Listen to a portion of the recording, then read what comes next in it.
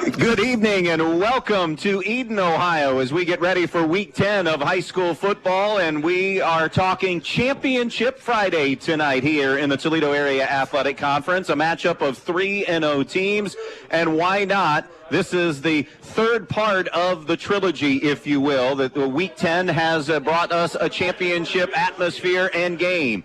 It's the Edon Bombers and the Ottawa Hills Green Bears. 2021 belonged to Edon, their first TAC championship ever. Last year, it was Ottawa Hills returning the favor, winning 24-20. And now tonight, the rubber game of the last 3 years. And oh, by the way, for Edon, playoff implications also on the line. There are some sources that say Edon's already in. There are others that say they control their own destiny. But you have to approach it in any ways, Mike Bumb, as we bring you in. A championship is on the line. That should be incentive enough. Big deal. Big deal. Big deal here. You don't get those very often, and it's at Edon tonight. Ottawa Hills faithful will travel. Not here yet.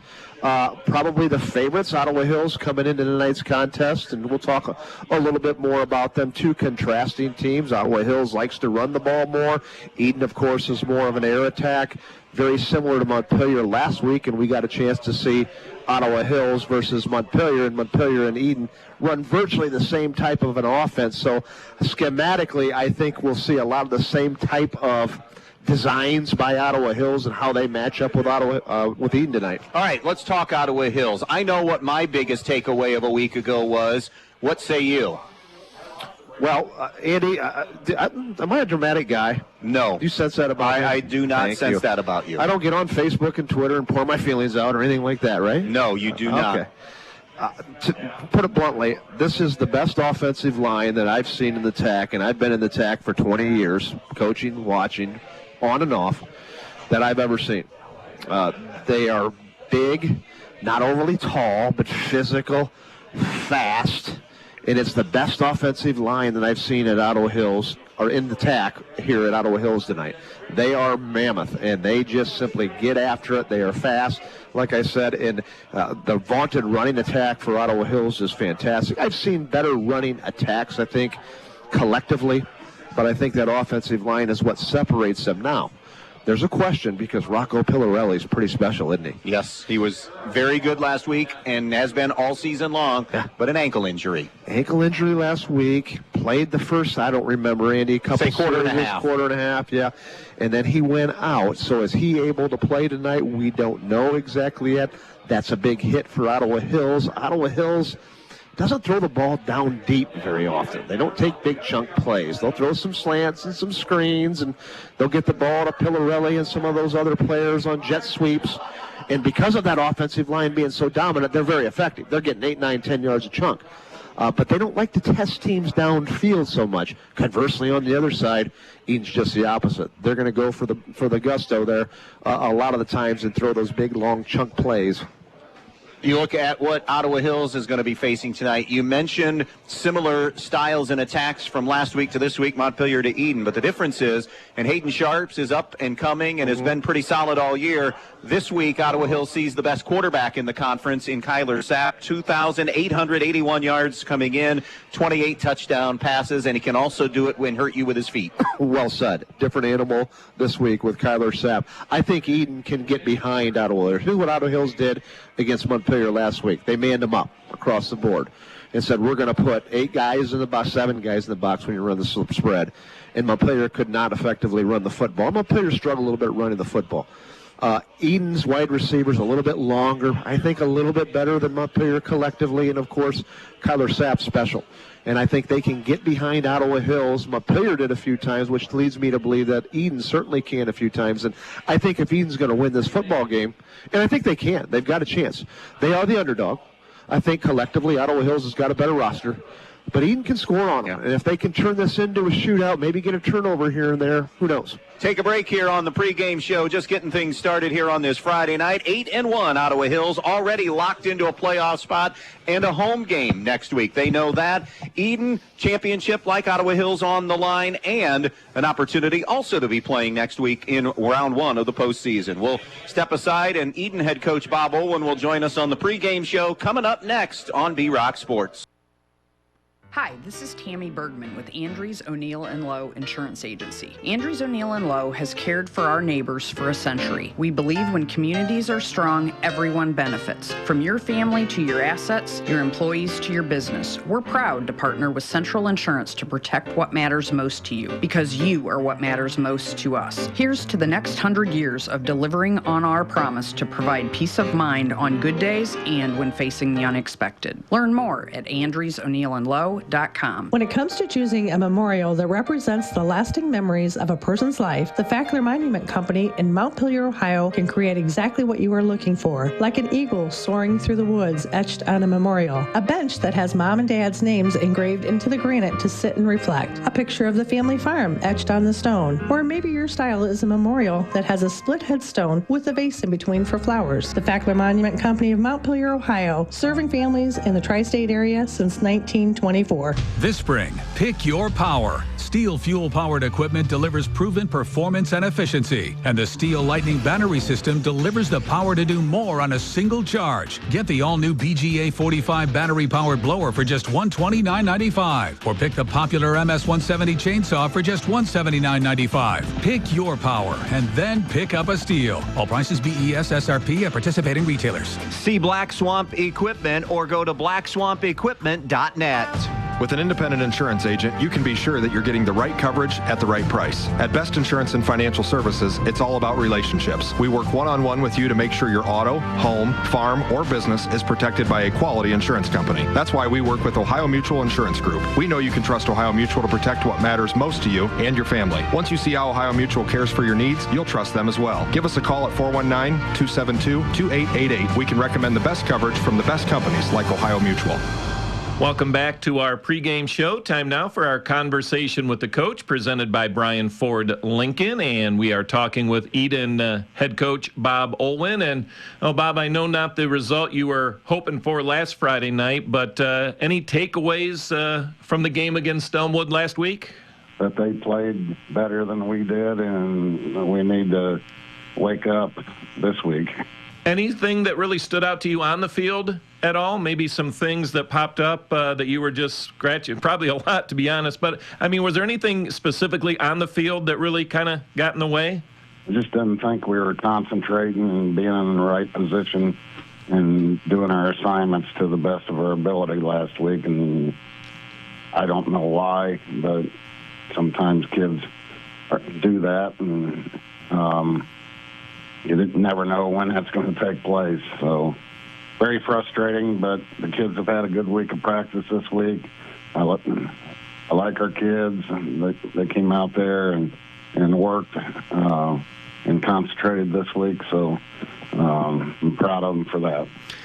Have you had a chance to kind of spend some time talking with them? And maybe, Bob, do you talk with them about what could lie ahead down the road a little bit? I know you don't look past each week, but do you kind of talk about what lies in front of them here with this game against Ottawa Hills this week? Well, we talked about it way back in the winter, and you know, we were in a championship game with them last year and didn't make a couple plays, and it cost us. They beat us by 4, and we definitely had the opportunity to win the game. So we got a rematch. We talked, you know, championship. When we break down, we talk about a championship and things like that. So they know that they put themselves back in position to win the championship this year, and we need to go out and compete to the best of our ability Friday night against a really good Ottawa Hills team. All right, let's talk a little bit about Ottawa Hills. Tell me what you know about them on the offensive side. They're the same kids that play defense for them. I don't know names. Rocco Piccarelli and his brother are really nice athletes. They're fast. Their quarterback's very athletic, left-hander, sophomore, throws the ball fluidly and is a dangerous runner when he takes off. They have a H-back, number 5, that is an outstanding athlete. He's about 6'4" or 5 and runs well. And then you get to their offensive line, and they're big, physical, and aggressive. So defensively, most of those kids play defense as well, and they're very disciplined on defense, tackle well, run to the ball well, aggressive again. So it's a tall task for us, and we need to be up to the challenge, and I think our kids will. You know, listening to you, Bob, talk about what they present offensively, willing to bet that with athletes and quickness that you'll see out there, important to tackle in space and get as many helmets to the football as possible when you're on defense. No doubt about it. We went back to some of the drills that we did in August this week to prepare our kids to be better tacklers against Ottawa Hills and get them on the ground quick. Don't let them get out there in space and be athletes, because they're pretty good that way. You know, meanwhile, Bob, when you have the football as well, I'm sure staying on schedule, not putting yourself behind the eight ball, so to speak, converting on third downs, all those things that kind of pop up on a weekly basis, probably even more magnified this week in a big game, huh? Yeah, we definitely have to control the ball and keep the ball away from them. And I talked to Tyler Sapp last night about that some more. But we've had good offensive practice this week. We probably ran 30 to 35 plays, and out of those plays, I thought we executed most of them except 4 or 5 plays. And if you're going to run 30 or 35 plays in a row, somebody's going to have a brain fart and in that time frame, and that's about standard for it. So I was pretty pleased with the way the offensive practice went, and defense has been coming around. They looked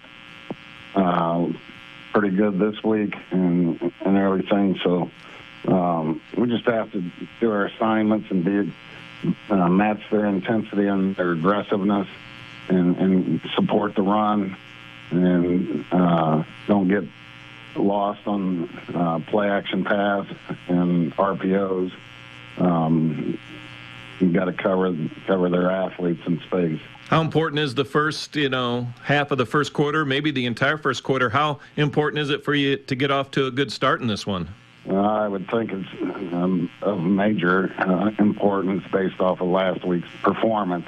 So we need to do well early and get our confidence back up and understand that we can compete with this team like we did last year, and just really looking forward to it and can't wait for it to happen.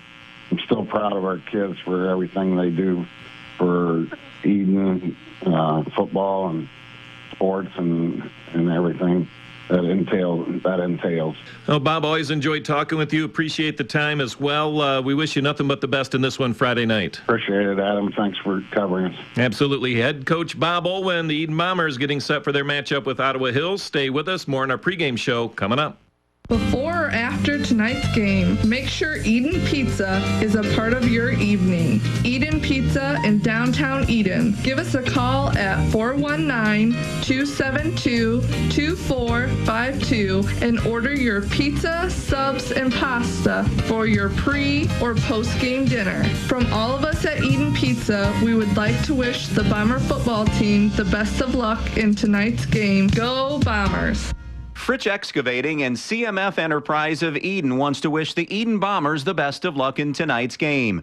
Fritch Excavating is family-owned and operated for over 30 years, and they handle everything from site prep to parking lots to land clearing. They can also put in a driveway, run a water line to an outdoor building, do a sewer line, or tile work as well. CMF Enterprise is a female-owned and operated business serving Ohio and Indiana, offering dump truck services, including aggregate material sales. CMF also handles a large large variety of construction, landscaping, ag, and residential materials as well. Fritz Excavating of Edon and CMF Enterprise of Edon wishing the Bombers the best of luck in tonight's game. Camco Industries, with facilities located in West Unity, Ohio and Morenci, Michigan, has openings on all 3 shifts for production and assembly operators. We manufacture interior plastic products for the automotive industry. As an operator, you will be required to visually inspect, trim, assemble, and pack parts as well as label containers. You must be able to pass an entry-level test and a substance abuse test. Camco also has openings for shipping associates, material handlers, and production leads. Camco offers a complete benefit package along with a bonus for the successful completion of probationary status,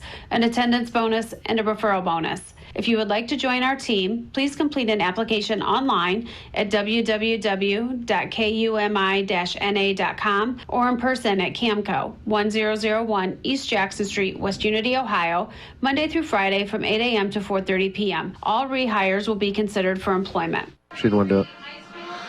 Andy Brigle, Mike Bumb back out here in Edon as we are getting closer to opening kick tonight for Week 10 and championship night in the Toledo Area Athletic Conference. Foz, I want to have you break this thing down if you would tonight. Let's start with Edon tonight. How do they win this game, win a championship, second time in 3 years, and put themselves really, by virtue of that win, into the postseason? Got to be tough. Let's be honest. I think the big thing is the Edon receivers are going to have to get vertical and get behind Ottawa Hills. I mentioned that in our pregame there earlier.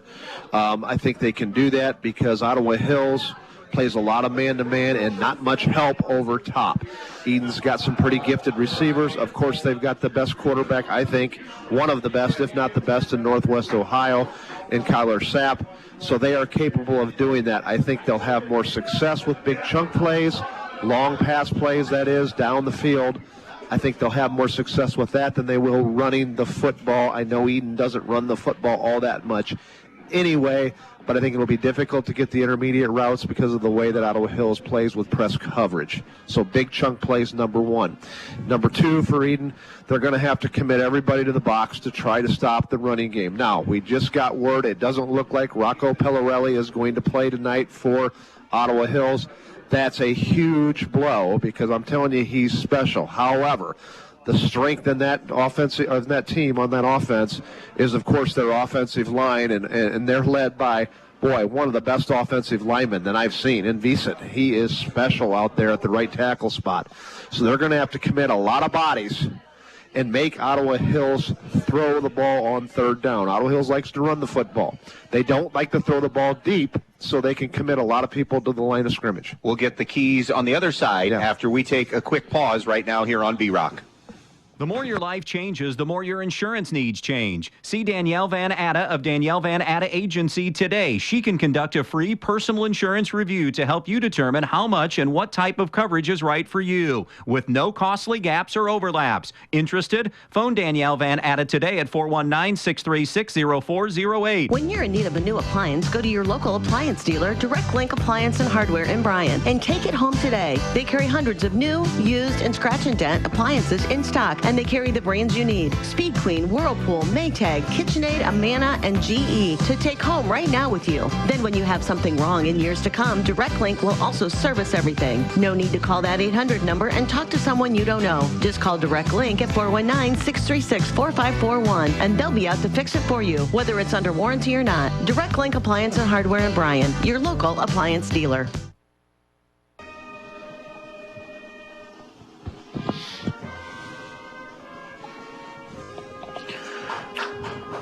Mike Bumb, we talked Edon. Let's talk Ottawa Hills tonight. How do they grab a championship and finish 9-1 in the regular season? Well, I think, you can just flip what I just said on the other end. They're going to have to limit big plays by Edon. Again, they like to play that man-to-man, so there's going to be a lot of 50-50 balls, and their defensive backs are going to be on islands. So when the ball's up in the air and it's a 50-50, 50% chance that the wide receiver will get it, 50% chance that the defensive back, Ottawa Hills is going to have to knock those down the majority of the time in order to win this game. On the offensive side, it's really simple. Something that you could say every single week. Don't turn the ball over. They're better up front. Their running game is much better.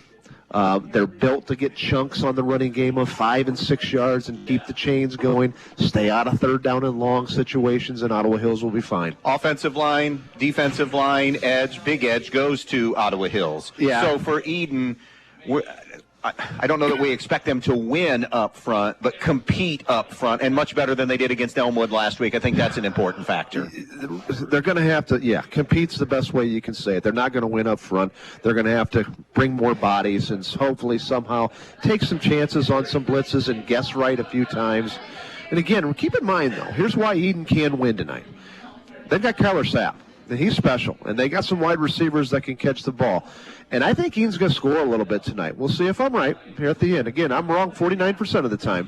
But I love how you give yourself the edge. That's right, 51. Baby. I think Edon can score a little bit tonight. And I think watching Ottawa Hills, as good as they are, and they've got the best roster in the TAC, they're more methodical. So, it's 5, 6 yards, 7 yards, 10 yards, those kind of things. If Edon can score, and I think they will quick, and keep this and hang around a little bit, somehow manufacture a turnover here or there, they can win the game. And Coach Olin in his pregame said, we got to get out to a good start. You better believe it, you do. You do. Because if they get ahead of you, Ottawa Hills, they're going to grind it, and you're not going to get the ball, and you're not going to have many possessions. Keys tonight, presented to you by the Fackler Monument Company in downtown Montpelier for the Tri-State's best selection of monuments. Remember, Fackler Monument Company in downtown Montpelier. Officials working the game tonight who have their eyes on the game from Tri-State Vision Center. They are Jeff Simmons, Greg Habsda, Al Radlinski, Matt Snyder, and Brian Anderson. For all of your eye care needs, remember the Tri-State Vision Center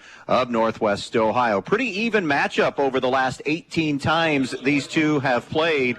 10-8. Edon has got that slight edge, but they have won 4 of the last 5. Ottawa Hills winning, of course, last year. A lot of big games tonight, whether it's conference ramifications or playoff ramifications. I want to start in the GMC tonight because Ayersville and Antwerp can win it, and so can Tenora, or they can all share it tonight. You have Fairview at Ayersville, Hicksville at Tenora, Edgerton at Antwerp, and Paulding at Wayne Trace. That's a game that's got humongous playoff ramifications on the line in there, and neither of them officially in, and actually they both could still be in regardless of the result tonight. But it's important in a playoff atmosphere and a playoff point position. A lot of action in the GMC. I think Absolutely. The favorites all win, I think, but there's storylines there for sure. You look at, my vote for maybe turnaround team of the year, Napoleon. They started the year 0-4 and were going nowhere, Foz, and now 5-4, and they're in. No matter what happens tonight, they're in Division 4. What a great job in turning that train around. It really is, and I'm glad you said that because I had forgotten about that, and I keep saying every week, Defiance and Paulding are the best stories of the year, how they've turned things around, and you're right. Napoleon, the back half of the season has just been outstanding. So you look at elsewhere. Archbold's at Bryan tonight. Wauseon at Liberty Center. Swanton at Patrick Henry among the games in the NWOAL this evening. A Liberty win would be their 21st in a row in the league and give them an outright championship. Bryan is already in. Wauseon is already in. Patrick Henry is already in. Another big game tonight comes from the TAC. Hilltop at Montpelier. Now, when we left Ottawa Hills last week, I think we all assumed Montpelier's playoff hopes were dead in the water. But some secondary points happened last week, and now all of a sudden you got Montpelier got a big helping hand last night with Elgin beating Hardin Northern. Mm-hmm. So now I think essentially that last spot or the last position comes down to Montpelier and Gibsonburg, and it may very well, Mike, because they're both heavily favored. Yeah. Montpelier gets 1 win, Hilltop, while Gibsonburg plays winless Fremont St. Joe. So you're looking at secondary points now maybe determining. And I don't know. I saw some sites that thought Montpelier was in and other sites that thought that they were out. The secondary points, that's an issue for Montpelier because the teams that they have beaten, which don't have a very good record right now, are in matchups that you don't think that they're going to have success with tonight. But we'll see how it's going to come down. It's going to be razor thin if the Locomotives get in. So thanks for tuning in our pregame show tonight, and we appreciate you locking in here for Week 10 on Championship Friday. Third time these schools have met for a TAC championship in the last 3 seasons. As we said, 2 years ago, the title went to Edon, last year to Ottawa Hills, and now we decide who wins the championship tonight. Ottawa Hills are going to get the football first here tonight in this one. Again, Rocco Pillarelli, their starting running back, injured a week ago in that win over Montpelier. But Mitch Eidenauer filled in extremely well. The junior running back did a terrific job coming in. And, of course, you still have Reddick Pillarelli on the outside. Jack Perozic, I should say, is a terrific H-back, and and maybe they'll get him more involved tonight as well. We'll see. Martin Gonzalez Ariza will kick it away. He is a 6'1", 186-pound senior. He'll be kicking left to right. Ottawa Hills, a pair of defenders back in Pillarelli and Ian Densmore, and off we go. They keep it away from Pillarelli. It'll be just jumped on by one of the up men across the 35 at about the 37-yard line, and that's where the Green Bears will start this opening drive. A lot of motion from Ottawa Hills, and they like that jet sweep action where they'll either give it to the halfback or fake it and then give it to the running back underneath. Chase Miller, the junior quarterback, still has only been intercepted once through 9 weeks. 22 touchdowns and 1 INT on the season. They'll start this just shy of the 38-yard line, half mark far side.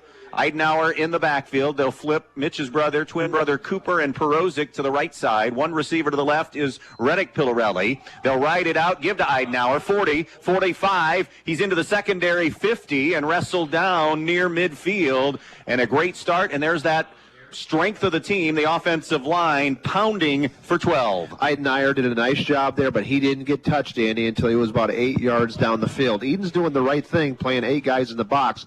But again, that offensive line for Ottawa Hills, I'm not being dramatic, it's the best I've ever seen in the TAC. First down at midfield for the Green Bears. Moving right to left in the pistol formation. Eidenauer, the running back, a wing and a receiver to the right, plus one receiver to the left. Perozic, the H-back, will flip over behind the left guard. Play action, pass in the out route, caught by Pillarelli. 45-40, 35-30, 25-20. The missed tackle is going to cost Edon. 2 plays in, the Green Bears strike and have a 6-0 lead.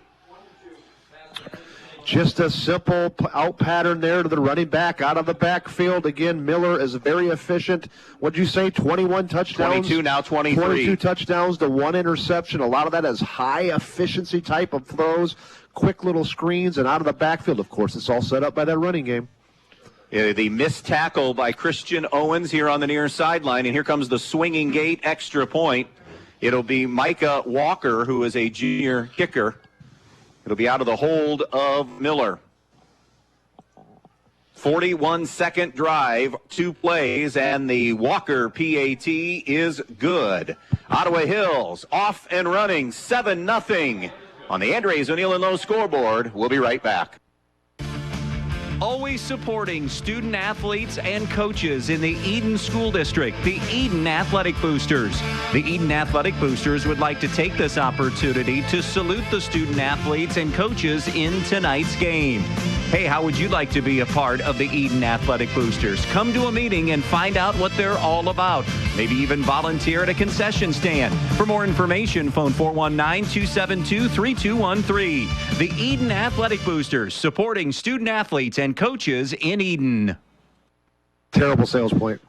2 plays in. It took 41 seconds, and Ottawa Hills with the quick strike touchdown to go on front, 7-0, Mike Bumb. Not much to add to what you said, Andy. It was just the back out of the backfield, little flat pattern there. And again, everything is set up by the running game by Ottawa Hills because that offensive line is so good, led by Jack Vincent. He's fantastic. And the back just simply slips out, and it's a one-on-one situation. And as you said, Edon had the missed tackle. Walker teeing it up, ready to kick away here. There's one constant with Ottawa Hills football. They've had some really good teams. They've had some teams that struggled over the last 25 years. But one thing they always have, Angie, a good kicker. You better believe it. And they got one this year, too. Their most recent is the kicker at the University of Toledo right now, Emilio Duran. This is Walker, the junior, and that's going to stay on the ground, high hop and a kneel down on the far side. And just like Ottawa Hills did after Kendall Brigle scooped up the high hop, it'll be Edon starting at their 38-yard line. So the Bomber offense comes out there, and we'll see if they can match what Ottawa Hills did. Now, Mike talked a lot about that O-line, a lot of the same faces on that D-line, and they are just as physical up front there. So this is going to be an offensive line for Edon that is going to be severely tested. 4, make it 3 down linemen, a couple of edge rushers, play action, and off the edge, Perozic gets home and got a little help from Vicent, and it's a sack back near the 32 or 3 yard line. That'll be a loss on the play of 6, and getting home on the first snap, Ottawa Hills. The game that we did last week with Ottawa Hills is they don't blitz very often. They just rush 4 people, but those 4 down linemen create a lot of havoc. And that's why Ottawa Hills gets away with playing so much man-to-man coverage in the secondary. It'll be 2nd down and 16, Edon at their own 32 as they empty again. 3 receivers right and twins to the left on this 2nd down and 16. Creeping and showing blitz this time. Throw over the middle, and it's intercepted. Picked off near the 40-yard line, stepping in front and getting the steal. Jackson Snyder, who had a whale of a game a week ago on both sides of the ball, read Sapp beautifully that time and gets the pick inside the 40. You can't read a slant play better than that. That looked like the Super Bowl game there we had when the New England Patriots stepped in front of the slant pattern on the goal line. They were intercepted. It was a nice job that time by Snyder. 1st and 10, Green Bears on a short field in plus territory. They're at the Ottawa Hills at the Edon 36-yard line. Perozic is an H-back to the right, 2 receivers to the left, pistol formation, Eidenauer in the backfield. Pillarelli goes in motion to the far side. They give to Eidenauer between the tackles, 30, 25, and wrestled down inside the 25-yard line. It was Owens who made that stop, but they moved the chains for a first down and a run of 15, make it 14 on first down. 2 carries that time for Mitchell Eidenauer. The backup for Ottawa Hills, the starter, Rocco Pillarelli, not playing tonight. Mitchell Eidenauer already has 2 carries, 26 yards. By the way, worth noting, Ottawa Hills starters have played 1 complete game this year. They have blown everybody out except Whiteford. That's their only loss. But other than that, starters have not seen 4 quarters. I'm not sure Whiteford's lost yet, have they? No, they have not. 1st and 10 at the 22. 2 receivers right. Eidenauer in the backfield. Now a man comes in motion, and they give it to Reddick Pillarelli on the jet sweep. Good cut, 20. And he'll be banged down near the 17-yard line. Olds came up and got a little help on that time defensively by Worley on making the stop, but it's a run of 4 on the play to the 18, so it will be 2nd down and 6. 7-0, 9.5 to go first quarter. Green Bears in front. Yeah, important for Edon now to just get off with just a field goal because, again, Ottawa Hills has a good field goal kicker. Down 10-0 is not the end of the world, but you don't want to get down too much against Ottawa Hills because they'll just grind it out and keep the ball away from Pistol formation again. Eidenauer running right. Eidenauer cut at the 15. Eidenauer down inside the 10. It'll be 1st down and goal after he rumbles for 9 on that carry. Coming up to make the stop from that safety position was Sapp. So now a 1st and goal from the 9. Already in front, 7-0, and we're barely 3 minutes in here on the Andres O'Neill and Lowe scoreboard. Ottawa Hills does a little bit different nowadays. They huddle every time, and see probably more schools not doing that. They get the signals right from the sideline. Brandon Carter in his first year as the head coach, replacing Chris Hardman, who finished a 2nd stint. 2 receivers left.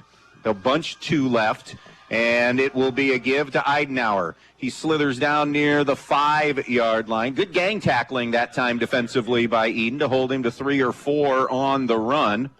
Among those there for the Bombers, Blake Baker and Peyton Troush. So it'll be 2nd down and goal from the 6-yard line. Now, this is basing this off one game last week, Andy, but this is where Ottawa Hills, this 2nd down and 7 or 2nd down and long situation in the red zone, they like to play action and throw their tight end. We'll see what happens. 2nd and goal from the 6. Ottawa Hills, as Mike mentioned, not only huddle, but they'll bring that play clock down usually to single digits. Receiver, they bunch, actually let's bunch 3 to the right. A running back in the backfield is Eidenauer. 1 receiver left. Little mini roll for Miller. Under pressure, and he is going to be sacked. Initial pressure came from Cole Olds to get the sack. Yeah, 2nd tackle already for Cole Olds. A little bit of a blitz there, action or delayed blitz it looked like. And a good job. You're going to have to take some chances against this Ottawa Hills team. That time Olds making a big play. And now it will be 3rd and goal from the 15-yard line. Archibald, a 7-0 lead on Bryan. That game over on our sister station, Q96.5. Both teams in there. Archibald, by the way, has a double home game situation already locked up. I think Archibald's got the makings to go deep into the playoffs. We'll see if I'm right. Liberty Center as well. Patrick Henry as well. 3rd and goal, Green Bears at the Edon 15. Pillarelli goes in motion. They fake the jet sweep. They go to Eidenauer. 10, 5, and he's down at the 6. So he got 9 of those yards back, and now a Brandon Carter decision. Yeah, it looks like he's going to go for it because the field goal kicker Walker is not coming on the field. Little surprised by this. So this is a big play for Edon. If they can get off the field here, the defense, with no points, they're still in the game. 4th and goal from the 6-yard line. Brandon Carter may take a timeout. He will. 6:34 remaining first quarter. Ottawa Hills up 7-0. They have a 4th and goal at the 6 when we come back. Your friends at your neighborhood Edon Farmers Co-op Country Store would like to invite you to stop in at the Edon, Montpelier, and Edgerton stores to check out their complete line of pet supplies, animal feed, and outdoor products. Their friendly, knowledgeable staff is ready to answer all of your questions concerning their complete line of Kalmbach, Land O'Lakes, and much, much more. For your convenience, your purchase can be carried to your vehicle by one of their employees. Be sure to stop by soon and see them at your hometown country store, the Edon Farmers Co-op. 6:34 remaining. We're still in the first quarter. Second possession for Ottawa Hills after an interception on Edon's first drive on their second snap of the game. A big sack by the Bombers pushed Ottawa Hills back, and now they're staring at a 4th and goal from the 6. And the offense out of the first timeout taken in this quarter will come back out of the field for the Green Bears. So 4th and goal. Miller will operate with Eidenauer in the backfield. That's Mitch. Twins to the left, tight end to the right side. It's a right halfback situation for Eidenauer. On this 4th down and goal coming up, and a flag, and Edon jumped. Unless they said that Ottawa Hills... Well, I think they're going to call it against Ottawa Hills being lining up offsides. Okay, it's Ottawa Hills who lined up offsides. Beg your pardon, I think. Yeah. Now, this is interesting because this obviously puts... False start. Yeah. It's 4th and long now, and it also kind of makes this more of a challenging kick from about 30 yards out now for Walker. I think he can make it, but we'll see what Coach decides to do. Coach Brandon Carter decides to do here. He's still going to go for it. 4th and goal at the 11-yard line. Offense sees the same formation. Twins to the left, H-back to the left. Running back to the right on 4th and goal. Pillarelli in motion far side. Back to throw. Miller looking for that wheel route. Wants Pillarelli, and he cannot make the catch. Out of bounds, and Edon will hold on down. Yeah, nice job by Kendall Brigle that time. Using the sideline as another defender and squeezing Pillarelli out on the wheel route. So the Bombers get the stop that they needed, and they'll take over 1st and 10 at their own 11-yard line. Penalties end up hurt. The sack and penalties end up hurting. Montpelier an early 7-0 lead on Hilltop as they fight for their playoff life tonight. They're watching the Gibsonburg Fremont St. Joe game, among other games. Trips to the right, Twins to the left, empty backfield. Sapp under pressure, steps up, looking to run. Perozic spying him and holds him to a gain of about 2, maybe 3. So the Ottawa Hills game plan tonight, wisely, is a lot of what we saw last week, but with Sapp a little bit more of an athlete than Sharps, you've got Perozic now acting as a spy. Yeah, again, still rushing only 4. Again, it's early, so I'm sure they'll bring heat from time to time, but those down 4 are so successful of creating havoc on the quarterback that they don't feel like they need to blitz very often. 2nd down and 8 now with a 4-wide look. 3 to the right, 1 to the left. One running back, Hulbert, he'll get the carry. Sidesteps one and a couple before he runs into the arms of Vicent and Perozic. He gets out near the 19-yard line. He's going to be a couple of yards shy of the 1st down. It'll be 3rd and closer to 3 as they'll spot him at the 18. 3rd down and 3 for Edon. 5:20 and counting to play in the first quarter. Ottawa Hills up 7-0. Here on the Andres O'Neill and Lowe scoreboard. 3 receivers will come to the right, at least initially. 2 go to the left. Play clock down to 15. Looks like there's a little confusion here for Edon. Now getting set. It will be 5 wide. Sapp on 3rd down and 3. Back to throw. Looks, has time. Wants the big one. Down the sideline. Overshoots Radabaugh. Coverage running down with him. That's a backer in Ben Burke who had coverage. And I think that's what Edon's going to have to do. They're going to have to take 50-50 shots downfield. That time as good as Kyler Sapp is, he just threw it too far. So a 3 and out for Edon, still in search of their initial first down, and a punting situation for the Bombers. Pillarelli will wait near midfield. You made a good comment there a few plays ago, Andy. What Ottawa Hills is doing is they've got one linebacker spying Sapp because of his athleticism and running. Russian 4, one linebacker who's dedicated to Sapp in case he breaks the pressure. Patrick Henry, an 8-0 lead on Swanton. Sapp punt, little pressure up the middle. High hanger that will go out of bounds near midfield. So we'll see where they walk and spot it. Boy, they're coming way back. This is going to be another short field for Ottawa Hills. It'll be spotted at the 40-yard line, so it ends up only being a 22-yard punt and no return. Ottawa Hills, third possession, but second in a row where they start in Edon territory. This one at the 40. 4 minutes and 40 seconds left in the first quarter. I don't know if we've ever done an Edon game that's went this quick. There's been a few running plays there by Edon, of course, and a sack, and then, of course, Ottawa Hills keep the ball on the ground. 1st and 10 at the 40 of Edon. Pistol formation. Cooper Eidenauer will flip as a tight end to the left. Perozic is an H-back to the left. Mitchell Eidenauer is the running back. Mitchell gets the carry. He's at the 40 and is somersaulted over by Cole Olds. Olds did a great job that time, Foz, filling the hole and making the play. Boy, I like him at that linebacker spot. A little bit undersized, but he's tough. That's his 3rd tackle tonight. Gain of 1. 2nd down and 9. Mitchell Eidenauer is going to be the workhorse tonight. He's already got 6 carries for 48 yards, replacing Rocco Pillarelli. Yeah, if you're just tuning in, Rocco injured in the second quarter a week ago. He is in a boot tonight. The thinking is if we give him one more week, could he go then in round 1 of the playoffs? 2 receivers left, 1 receiver right, wing to the left as well. It's an empty backfield on 2nd down and 9. Here comes Reddick Pillarelli. That is a zone read and keep. Miller stumbled out of his cut, but still going to have the first down as he hammers his way inside the 30-yard line down to about the 28. Coming up to make the stop for Edon that time was Gage Nestor, but he got downhill to the 27-yard line, a pickup of 12. And it'll be 1st and 10, Ottawa Hills. Chase Miller's first design carry. Faking the jet sweep and then pulling the play side guard around as Chase Miller follows right behind him. 1st down and 10. Green Bears moving right to left. 3.5 to go, opening quarter. 7-0 on the Andres O'Neill and Lowe scoreboard.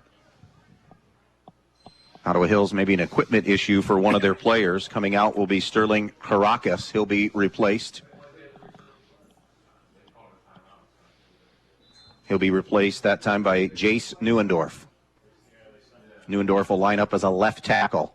Pistol look. Reddick Pillarelli in motion. The give is to Eidenauer. He slipped a little on his cut. Stood down on the play by Gage Nestor. He is able to fight his way near the 25-yard line. Pickup of about 3 to the 24 officially, so it'll be 2nd down and 7. Ottawa Hills loves to control the clock. Patrick Henry up 16-0 over Swanton. Ayersville a 6-0 lead over Fairview. Ayersville hoping to get a piece of that GMC title. And how about this? Fairview at 2-7. Now the odds are long, all right? But at 2-7, if they got win 3 tonight, they could slide in that region as a playoff team. Mm-hmm. God bless 16 teams, right? Yeah. Yep. 2 receivers will funnel to the right. A tight end and a wing to the left. Eidenauer in the backfield with Miller.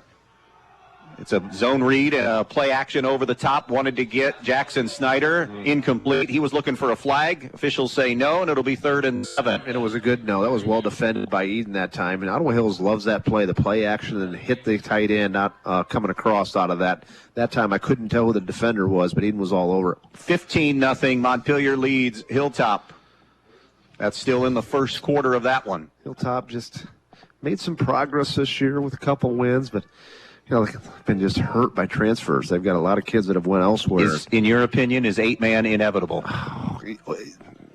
Yes. Yeah. I think it is really eventually for a lot of these small schools. It's not just 3rd and 8 or 3rd and 7 from the 24. 2 receivers left, 1 to the right, 1 running back. Little bubble screen to the far side. Pass is caught. A lot of running room. Pillarelli, 20, 10, 5, touchdown. Reddick Pillarelli, 24 yards on the bubble screen far side. Well, Chase Miller is a really good quarterback. I don't want to take anything away from him. He's great. But you can see why he's so efficient, can't you, Andy? Nothing's really downfield, not really high degree of difficult throws. Slants, bubble screens, and of course they do such a good job of creating yards after the catch. Riddick Pillarelli right now having a great game while his big brother's on the bench. The strength of this Ottawa Hills team and program right now is in this junior class, and they are contributing tonight big time. Pushed the extra point, though, to the right. It's a 2-score lead for the Green Bears, but it's 13-0 here on the Andres O'Neill and Lowe scoreboard. 2:19 left first quarter on B-Rock Sports. It's all about the tools this October at Donaldson's Ace Hardware on North Union Street in Bryan. Buy a Craftsman V20 battery and charger starter kit for only $99 and get a V20 mini vac, jigsaw, reciprocating saw, or circular saw for free. Or check out the Milwaukee M18 compact drill driver and impact driver combo kit for only $199 and get the M18 battery pack for free. Milwaukee also has a selection of hand tools and accessories on sale at 15% off. Whatever you need, Donaldson's Ace Hardware on North Union Street in Bryan has you covered. Ace, the helpful place. 13-0 our score. That was a 5-play, 40-yard drive. Chase Miller to Reddick Pillarelli covering the final 24 and a 13-0. In that big, important computer points game in the GMC, Paulding off to a 6-0 lead over Wayne Trace. I think it's probably slightly more important that Paulding wins for their playoff life than Wayne Trace. If I looked and kind of gauged where Trace stood, they could afford and absorb the loss more to get into the postseason than Paulding could. Afford and absorb. Man, you were coming out with the great phrases. I love that. Boy, they've had one winning season. Yeah. Since our old friend Stretch played. That cat is mid-50s, so you do the math. It's been a long time since Paulding has advanced. It's been 40 years, man, and I'm telling you, back in the 80s, they were good. But that was 40 years ago. Yeah, they were really good. And it is a loose ball on the far side that may have been touched by Edon. They had to go get it, and they did near the 20-yard line, about the 22. So a little mental error there.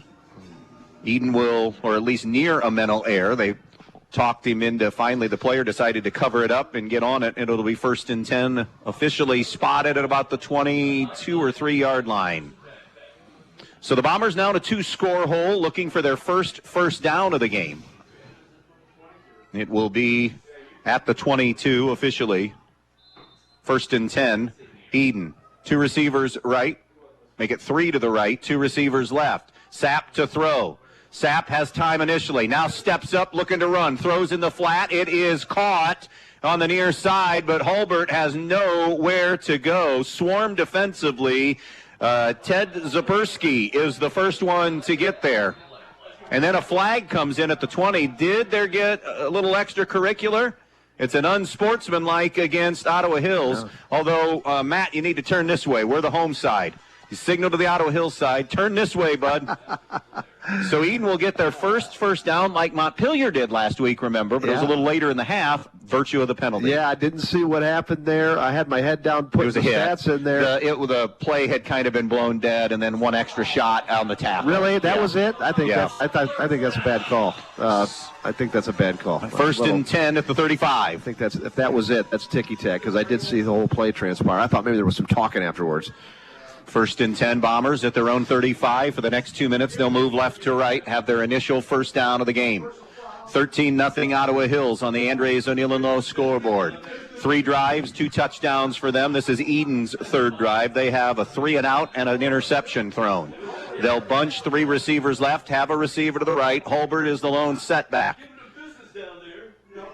Sapp gets the snap. Pressure coming immediately. Steps up on the move, throws downfield, and it's incomplete. Radabaugh the intended target, but again, they feel comfortable out there with Ben Burke, who's a linebacker, in coverage. 2nd and 10. Yeah, they do, and again, Kyler just doesn't have much time to throw, and that's not anything against the Edon offensive line. That's just how good the Ottawa Hills defensive line is. Again, not bringing pressure, basically rushing with 4 people. It is hard for Edon to throw the ball downfield. Well, I think they could have some success because the quarterback's got to hold on to the ball a little bit longer when you throw it downfield. 2nd down and 10. Bombers at their own 35. 2 receivers right, 2 receivers left. Hulbert the lone setback. 4 down linemen. Sapp looks, trying to step away from pressure. Just throws that one up for grabs down the field. Actually was throwing it away, not up for grabs, throwing it away. And incomplete. Closest man for anybody was Zapersky for Ottawa Hills. It'll be 3rd and long. I mean, not only is there no time, did we get a flag? No, just a little conversation between the officials. So not only is there no time, Archibald, by the way, still in the first quarter, they lead Bryan 14-0. Both those teams are in. But not only very little time to throw the ball, but Ottawa Hills with that press coverage, the man coverage across, they are winning against the Edon receivers right now as well. So it's not a good combination for Edon. 5 wide look, 3 to the left, 2 to the right on 3rd and 10. 4-man rush. Sapp over the middle, got an open receiver. It's caught. 30, 20, 10. Radabaugh takes it the distance, and Edon gets on the board with a 65-yard strike. Yeah, right down the middle.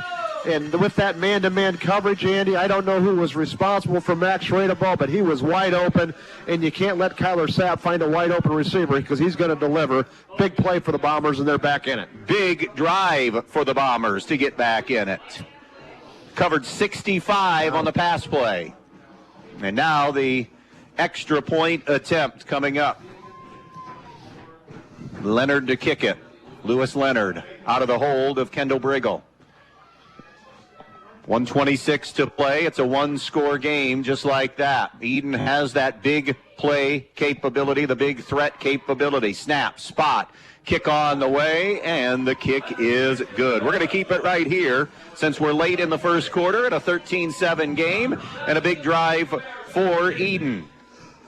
Patrick Henry leads Swanton 24-0. PH has clinched not only a playoff berth, but a double home situation for them. If they could win next week, they would be home again. A lot of scenarios. We're going to talk about scenarios at halftime tonight and dive into what could happen, what might happen, what the projections are, who's playing for what.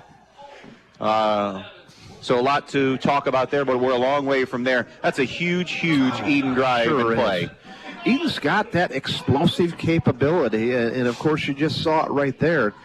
And the thing when you're playing man-to-man with not much help or sometimes no help or cover 0 over top for Ottawa Hills, you better be locked in. And I don't know if a defender fell down or what, but Max Radabaugh right up the seam, there was nobody there. And Sapp just put it on the money. 13-7 on the Andres O'Neill and Lowe scoreboard. A $1:26 to go in this opening quarter of play.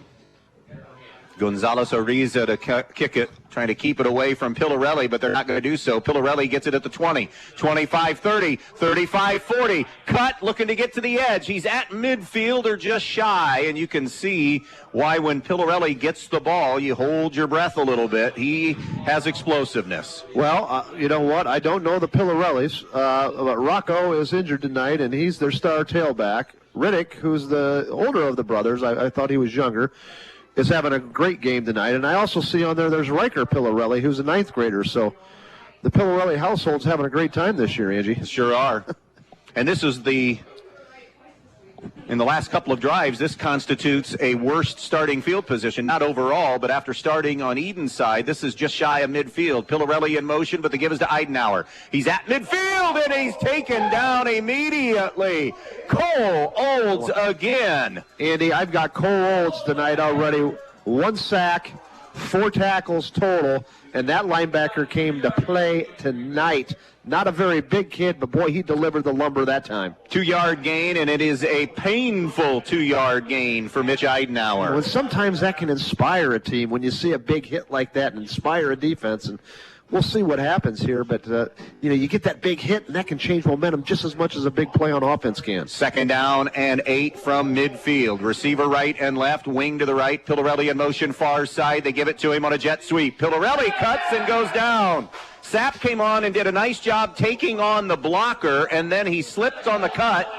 And Ottawa Hills is going to be in a 3rd and long, 3rd and 8 at midfield. We talked about this in pregame. If Edon's going to have a chance to win on the defensive side, they got to force Ottawa Hills in 3rd and long situations. Yes, Chase Miller's having a great year. Yes, he's a special quarterback, but it's all predicated off of the play action when teams are least expecting it. That might be and will be the final play of quarter number 1. End of 1 here in Edon on Championship Friday. Our score, Ottawa Hills 13, Edon 7. This is high school football on B-Rock Sports.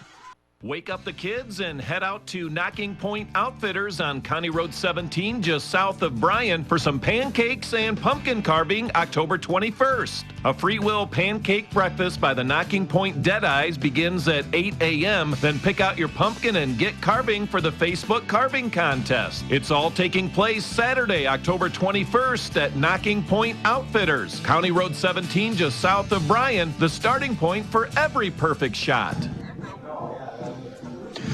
Andy Brigle, Mike Bumb back with you here in Edon. 8-1 Ottawa Hills, 6-3 Edon, but it's that next record that's important tonight. Both 3-0 in the TAC, so the title on the line tonight. Green Bears have a 13-7 lead. Miller to Pillarelli covering 50 yards and then 24 yards on TD passes. Sapp hit Radeball for 65 yards for the Edon score. And as we begin the second quarter, it will be a 3rd down and 8 coming up here for Ottawa Hills. Bryan is on the board late first quarter. Archbold leading it 14-7.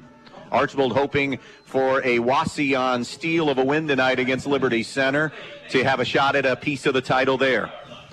So 2 receivers go left. Snyder is to the right. Actually, it's 3 receivers bunched left. Out of the shotgun, Miller. He'll roll far side. Miller on the move. Dumps to Eidenauer. He'll have the first down as he's wrestled down at the 41-yard line. Gain of 9 when they needed 8, and they move the sticks. Get Miller on the edge because you also, as we've talked about, he has athletic ability as well, so you have to honor him in that same realm as Sapp on the edges. Yeah, well said. Again, he can tuck the ball and run and had a little avenue there. I don't know if he would have got 9 yards, but he made the appropriate read and got the ball to Mitchell Eidenauer. 1st and 10, Ottawa Hills at the Edon 41. We got a Williams County connection here with the Ottawa Hills team, don't we? A ton of them. Yeah. I mean, if you look overall program-wise, we do. Pistol formation, Eidenauer. Play action to him. Out route, it's caught. Reddick Pillarelli got it right in front of Radeball and then spun away from Radeball, but they're going to rule him out of bounds at the 27-yard line. He picked up 14. That was a loft ball there. I thought Max Radeball was going to pick that off. He was in good space and just didn't make the play, and Pillarelli did. Yeah, so to back up what Mike said, the Eidenauer twins that are playing, their dad is originally, he's a North Central grad. Another North Central connection. Jack Vicent's mom is Jennifer, who her and her sister Julie are Schmucker twins from Pioneer as well. Cal Coy, also from Pioneer, has a kid in the program. He's the 8th grade starting quarterback. So coming up through the ranks here at Ottawa Hills. 2 receivers left, a wing to the right. Give on the inside is to Eidenauer. Will back his way down near the 20, 7 yards down the field. 2nd and 3, Olds and Radeball the stop. And this is an Ottawa Hills drive here, 6 plays in, and they're at the Edon 20. Eidenauer's 9th carry for 60 yards. Wayne Trace has grabbed a 7-6 lead over Paulding after 1. Here we're early in the second, 10:45 to go in the half. 13-7 Ottawa Hills. Green Bears have a 2nd and 3 at the Edon 20. Snyder and Pillarelli go to the left. Eidenauer in the backfield. Cooper Eidenauer is a tight end to the right. Perozic is the 8-back. They'll run behind Perozic. It's Eidenauer who will get inside the 20. They'll mark him at the 17-yard line. Nestor and Sapp and Hulbert all around the football that time. Pretty well defended that time. I think Edon's second-level players, meaning their linebackers and defensive backs, are doing a nice job. This last series or two of coming up and gang tackling. Liberty Center 14, Wasion nothing. Fairview and Ayersville 6-6 at the end of 1. Here A 3rd and 1 for Ottawa Hills at the 18-yard line of Edon. Hash mark near side. Eidenauer in the backfield.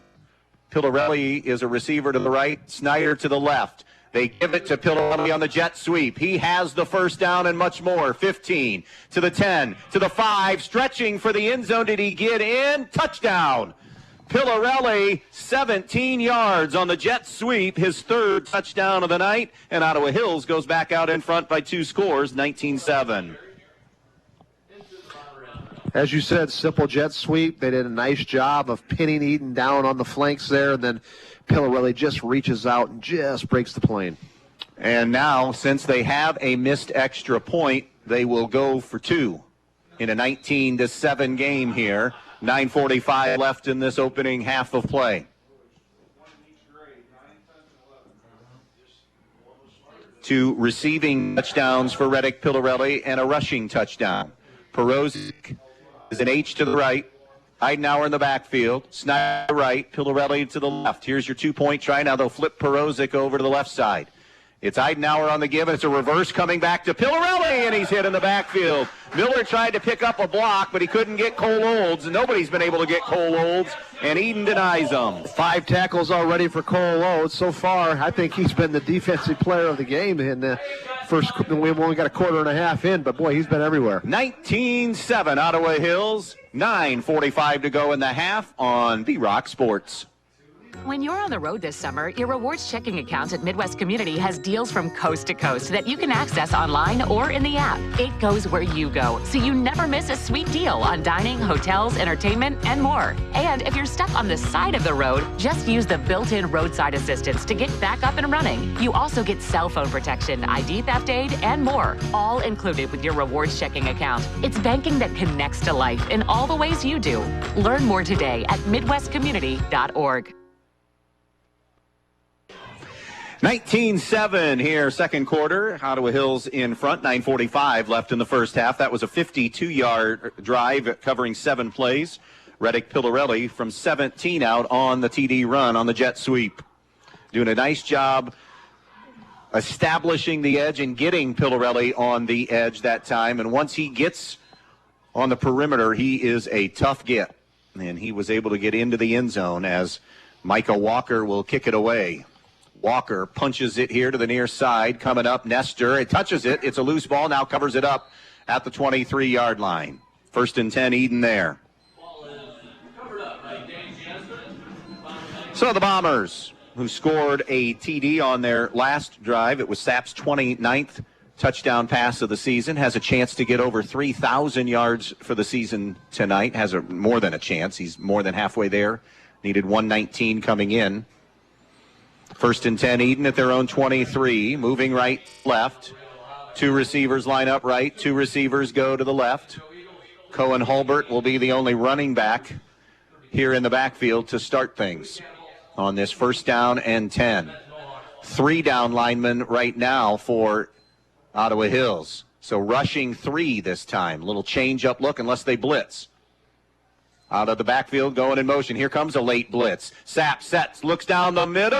It's intercepted, no, and then dropped. Great play on the ball by Nick Anderson near midfield as he stepped in front of Colton Willis. Tried to bring it in with one hand, couldn't do so, but he did get the pass breakup, and it'll be 2nd and 10. Yeah, well defended. 3 Green Bears there for that, and Sapp's lucky that one didn't get picked off that time.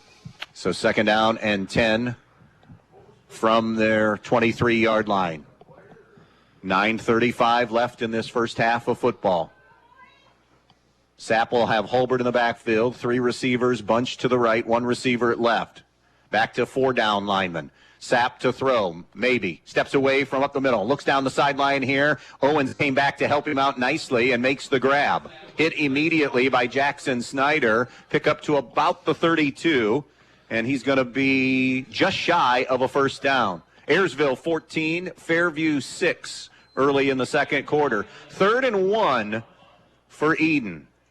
Are you confident in your run game when you don't do it very often? Are you confident to get a yard on the ground? Against this D-line, I wouldn't be totally confident. If you're going to give it the ball, give it to Cohen Hulbert. Or it's Sapp on a quarterback draw. Right. They have 4 receivers right, 1 receiver left. on the 3rd and 1. Hard count, and it's going to get their own. The wide receiver here on the near side moved. Was he drawn? I think it's going to be a false start, I do too. And again, that press coverage that time, and it looked like Christian Owen was going to try to get off the press coverage and got a little bit too antsy. False start, and that changes your play call now here a little bit. 3rd and 6. Yeah, it for sure does. Now it probably takes the run aspect out of it. You know, we thought there was a chance there that Sapp could have ran the ball that last time on 3rd down and short. Not going to be the case now. So, now wait a minute. What happened? We're still at 3rd and 1. Was that a do-over? Well, that can't be, Angie. Yeah, it's still 3rd and 1, and they run Sapp on the quarterback draw. He's banged in the hole. I'm not sure what just happened there. I don't think that's. And he's not going to. Well, he's going to be close to the first down. A little bit short, but I've never seen a do-over like that before. I've heard of one in Pony League. They do that in volleyball. They do that in volleyball sometimes. Yeah. They say do it over. I've never seen that in any other sport, but. Did one call one, and you still can't have that. Well, it's 4th and 1. Let's move on, right? He did not get the first down on the run, so if they had simultaneous move, you got to make a call. You got to stick with one call and go with it. I mean, you can't. It's not a do-over. This isn't. We're going to get ghost runners next. It's going to be a quick kick here by Sapp. They're not going to roll the dice on 4th and 1 inside their 35. So the quick kick will get the ball down the field. And Ottawa Hills takes over at the 8:06 mark. That's a first for us, I think. I mean, I'm sure we could think of another time, but our first this season that we said, basically the official said, too close to call, let's do it again. Yeah, I think Edon got a break on that time because I think that should have been a legal motion, or false start. But anyways, if you're a Green Bayers fan, it works out for you. You forced the punt, you got the stop. See, that's the thing with Edon in not being able to win up front. When you have a short yardage situation, you're at a decided disadvantage when it's a 3rd and 1, 2nd and 1, 4th and 1. You got to kick. Pistol formation, 1st and 10 at their 39. Eidenauer hit in the backfield. Great play defensively that time by Braden Worley, who beat somebody up front for Ottawa Hills and was able to win that battle and get him for a loss on the play of a yard. It'll be 2nd down and 11. Yeah, it was a great job that time by number 57. Excuse me, 55. I'm sorry. He's a freshman, 5'9", a buck 50 freshman. You know what? I was just going to say, we've done a lot of Edon games this year, and I don't remember calling his name. So players get better, don't they? Yep. At the end of the season now, and Willie now is not freshman. He's considered sophomore because he's played so long. 2nd down and 11, Ottawa Hills at their 38. Moving left to right. Hash mark far side, up 19-7. Pistol formation. Play clock at 5. Here comes Pillarelli in motion. They give, though, to Eidenauer. Eidenauer, penetration by the defense that time, and it's the same guy again. Braden Worley blowing up the vaunted O-line of Ottawa Hills the last 2 plays, and that's another loss on the play back to the 35, and now it's 3rd and 14. We don't want to get carried away here, but is Edon slowly beginning to compete up front? If that's the case, you know, this could be a competitive game here. Again, last series or so, they've made some plays up front around the line of scrimmage that they were not making in the first quarter. 3rd down and 14, Ottawa Hills back at their 35. Twins to the left, H-back to the right, tight end to the right. Miller wants the screen, it's not there. Now he's directing traffic. Miller rolling, point his receivers down the field, looks down the field, throws up for grabs. Pillarelli with the catch on the far side, but there are flags down. There's got to be, and the official was late because Ottawa Hills had guys downfield that I think everybody, a grandmother who's watched her first football game, could have seen. They had 2 guys 20 yards down the field, and at the end there, again, the best lineman in the league, Jack Vincent, was trying to get back because he saw that the official may have noticed him, and it's a good call. So a screen. So the defensive effort all started because Edon recognized and blew up that screen, and then there was nothing else Miller could do. He was improvising. He was improvising, and the offensive linemen were continuing downfield there, and it happened. You see it at all levels, and that time then Chase just unwinded and threw it deep, and Ottawa Hills converted it, but it was clearly a penalty. So good call call by the officials, an obvious call by the officials. So that'll take Ottawa Hills back to their 30, and it becomes now a 3rd and 19. Snyder, the receiver, to the right. Pillarelli, the receiver, to the left. Perozic and Eidenauer in the backfield. Miller, a pump, a step up. Miller, downfield, hit as he delivers, and it's incomplete. Good pressure. And that pressure, waiting to see who provided it. I'm waiting. There's the turnaround on the number. The hit was Blake Baker. Listen, the last 2 series, I think if you're an Edon fan, you got to feel really good about, because your guys up front began to compete with Ottawa Hills, and you know you've got explosive athletes on the other side of the ball, so you can score. It's just a matter of being able to compete in the trenches, and at least the last 2 series, Edon's done that. 21-7 Archibald over Bryan. 19-7 our score here, Ottawa Hills. Here's the punt. It's booted away, and it'll be caught back at the 35-yard line by Stantz, and he'll be brought down almost immediately. Snyder, fantastic coverage for the Green Bears. So it'll be Edon football, a 1st and 10 midway through this second quarter. 1st and 10 just shy of the 40 at the 38, 9-yard line. Oh, they did. Third. Oh, we have a flag that has just come in. Flag thrown there after the play was over. Oh, it's a sideline warning against Ottawa Hills. That's a warning. So 1st and 10 for Edon at their own 40-yard line. So 6 minutes to go here in the first half. 19-7 on the Andres O'Neill and Lowe scoreboard. Edon with the football. They'll have Hulbert in the backfield. 2 receivers then both ways on this 1st and 10. 4-man rush. Screen to the near side. It's juggled, and then off the juggle by Radeball, who was moving without completely looking it in. Off that ball that popped in the air, Snyder was right there, almost intercepted. 2nd and 10. Tough to run those screens and quick bubbles because of the press coverage by Ottawa Hills. So 2nd and 10, Edon at their own 40. Edon's touchdown tonight, a big play. Sapp to Radeball, 65 yards. Nothing sustained yet by the Edon offense. 2 receivers both ways. Hulbert in the backfield. Archibald now leads Bryan 28-7, still in the first half. Sapp to throw. Stands. Hit as he delivers it downfield, and it's a perfect ball, and it is caught on the far side by Colton Willis to the 35. Gain of 25, and Kyler Sapp paid the price, standing in the pocket and delivering a terrific shot to the 35-yard line. And so did Colton Willis. He took a shot too, but how about that again? Getting behind the Green Bears defense. Big play, chunk play. I think Edon, you can see their explosiveness there. It's the second time we've seen that when they went downfield. 1st and 10, Edon quickly to the line of scrimmage. 5-wide look at the 35-yard line. Sapp fakes the bubble. Sapp pressure to the right. Throws on the move. Throws it up for grabs, and it's intercepted. The Edon receiver fell down. It's Pillarelli on the pick, and he's all the way to the 40, 45, and will be brought down near midfield. A ball that I think Kyler would love to have back, but it didn't help matters that the receiver fell down as well. So disaster all around, really, for Edon It was kind of a playground throw, but I think it's okay to throw it up there with 50-50 balls. I think Edon's got to win those kind of battles if they're going to win this football game. And as you said, the receiver just fell down. And the return for Ottawa Hills is a good one by Pillarelli, who is making plays both sides of the ball. He brought it all the way back to the 46-yard line. Man, he's special, isn't he? Montpelier 29, Hilltop nothing. 4:47 left in the first half there. Make it 2 receivers to the right, 1 to the left. Eidenauer in the backfield. Now they'll flip Perozic over to the left side. Play action and a spin move to the near side. Miller over the middle. Cooper Eidenauer cannot bring it in. Ball a little bit behind him. Eidenauer found a seam kind of in between levels of defense there, but it falls to the turf, and it'll be 2nd and 10. Would have been a tough catch, but you're right. A little bit behind him.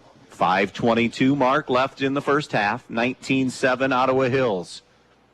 It's a 2nd and 10 for the Green Bears at their own 46-yard line. That was the second turnover of the night for Edon on that last possession. Coming out to the near side as a receiver will be Anderson. Going to the left is Snyder. Perozic is a wing back. Back to throw is Miller. Throws a little curl route. Snyder the catch. Snyder got to the 48-yard line, so he'll pick up 6. It'll be 3rd and a long 4 before he's brought down there. Chase Miller right now is 6 for 10 for 104 yards. He does have 2 touchdown passes already. 48-yard line is where they spot it, and it is a 3rd and 4 for Ottawa Hills. You wonder if they get 2 downs to pick this up here. Would they go for it on 4th? I think so. With that offensive line, I think 2 run plays is what we're going to see here in a row. So 3rd down and 4. Pillarelli comes to the right. Perozic joins him as a wing there. Now he'll flip over to the left along with Cooper Eidenauer. Snyder is to the left. Mitch Eidenauer is in the backfield. On 3rd and 4, it's a play action. Pass is incomplete. Wanted to get to Reddick Pillarelli, but Radebaugh had come up on his own version of press coverage, and it'll be 4th down, and now a decision for head coach Brandon Carter, and I think he's made it. They're going to punt. Yeah. Play field position. Not a big fan of the call there with the offensive line that you got, and you have 2 downs. Even if you don't get it there on 3rd down, you got to believe you're at a 4th down and short situation. Nonetheless, nice defense by Edon. Now, Hills has to punt the ball. Fozzie, this is fake territory. It is. And you've got Perozic and Eidenauer up close. It is. Although Perozic isn't there, he could turn and, he's underneath center. He's going to get the snap, roll out far side. Perozic run, and he pulls his way for the 1st down. He just picked his way patiently, Foz, and then used the power to get the 1st down. I wish I could say that felt like a well-conceived fake punt. It was not. It was just kind of Perozic doing it. Perozic kind of being an athlete and creating and making 3 yards somehow to get, but nonetheless, Ottawa Hills' drive continues on. And by the way, good call on the fake punt, my friend. Needed 4, got 5. Well, you could just see Perozic waiting to line up under center. You're listening to High School Football Week 10, WBNO FM in Bryan. 1st and 10, Green Bears at the 43. Perozic is an H-back to the right, Snyder to the right. Here comes Pillarelli in motion. They fake the jet sweep. Miller keeps. Miller is at the 40 and brought down there. He'll have 3 on the run and a late flag, 2 late flags. I don't know what that is. We could not see it, but both officials saw it, and they threw that flag about as high as one could throw it. Edon is the team that's in retreat mode. They think they're already assuming it's on them. They've backed up all the way down inside the 30. This is going to be a dead ball personal foul, Bombers. Yeah, well, I was shielded by the players. I don't know if it was a late hit or what, but... Yep. I'm not sure if it was words or actions that time, but it's a flag and it's yardage, and it's coming down near the 25. I hope it was actions. Sometimes football's an emotional game. It better be pretty... Give me your line. Should be pretty harsh. Give me your line about emotion. Play with emotion. Don't let emotion play with you, brother. Been waiting on that line for 10 weeks. You have held out on that line for 10 weeks for me. 1st and 10 now at the 25-yard line. Under 4 to go in the half. Important moments of this game. It's 19-7 Ottawa Hills. Perozic comes in motion. Fake it to Eidenauer. Screen to Pillarelli. 25-20. Pillarelli a stiff arm. Brigle brings him down, but it's a 1st down catch and run to about the 15. Maybe the 14, so give him 16 on the play. Boy, Pillarelli's having a game, isn't he, Andy? 3 touchdowns, 4 catches, rushing the football as well. He's been outstanding. A wild one going on. Ayersville, Fairview, tied at 26. PH up 40-0. Montpelier up 36-0. Liberty Center leads Wauseon 28-0.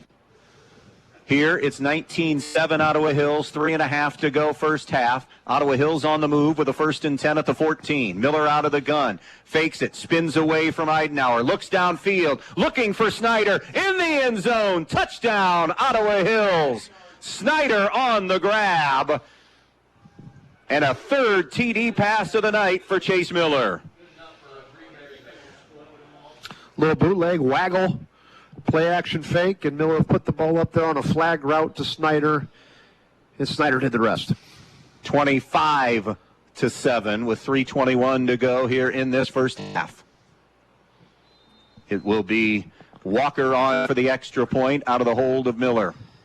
You don't see the swinging gate extra point very much anymore, and there are multiple plays off that. For those that are wondering as they're listening, offensive line will go to the far side, And if they don't cover that, there are plays off that to get to. The extra point's good, by the way. Yeah, and it gives some teams something else to prepare for in the week that could take away their attention from other stuff. You know who does do that? Coach Prime.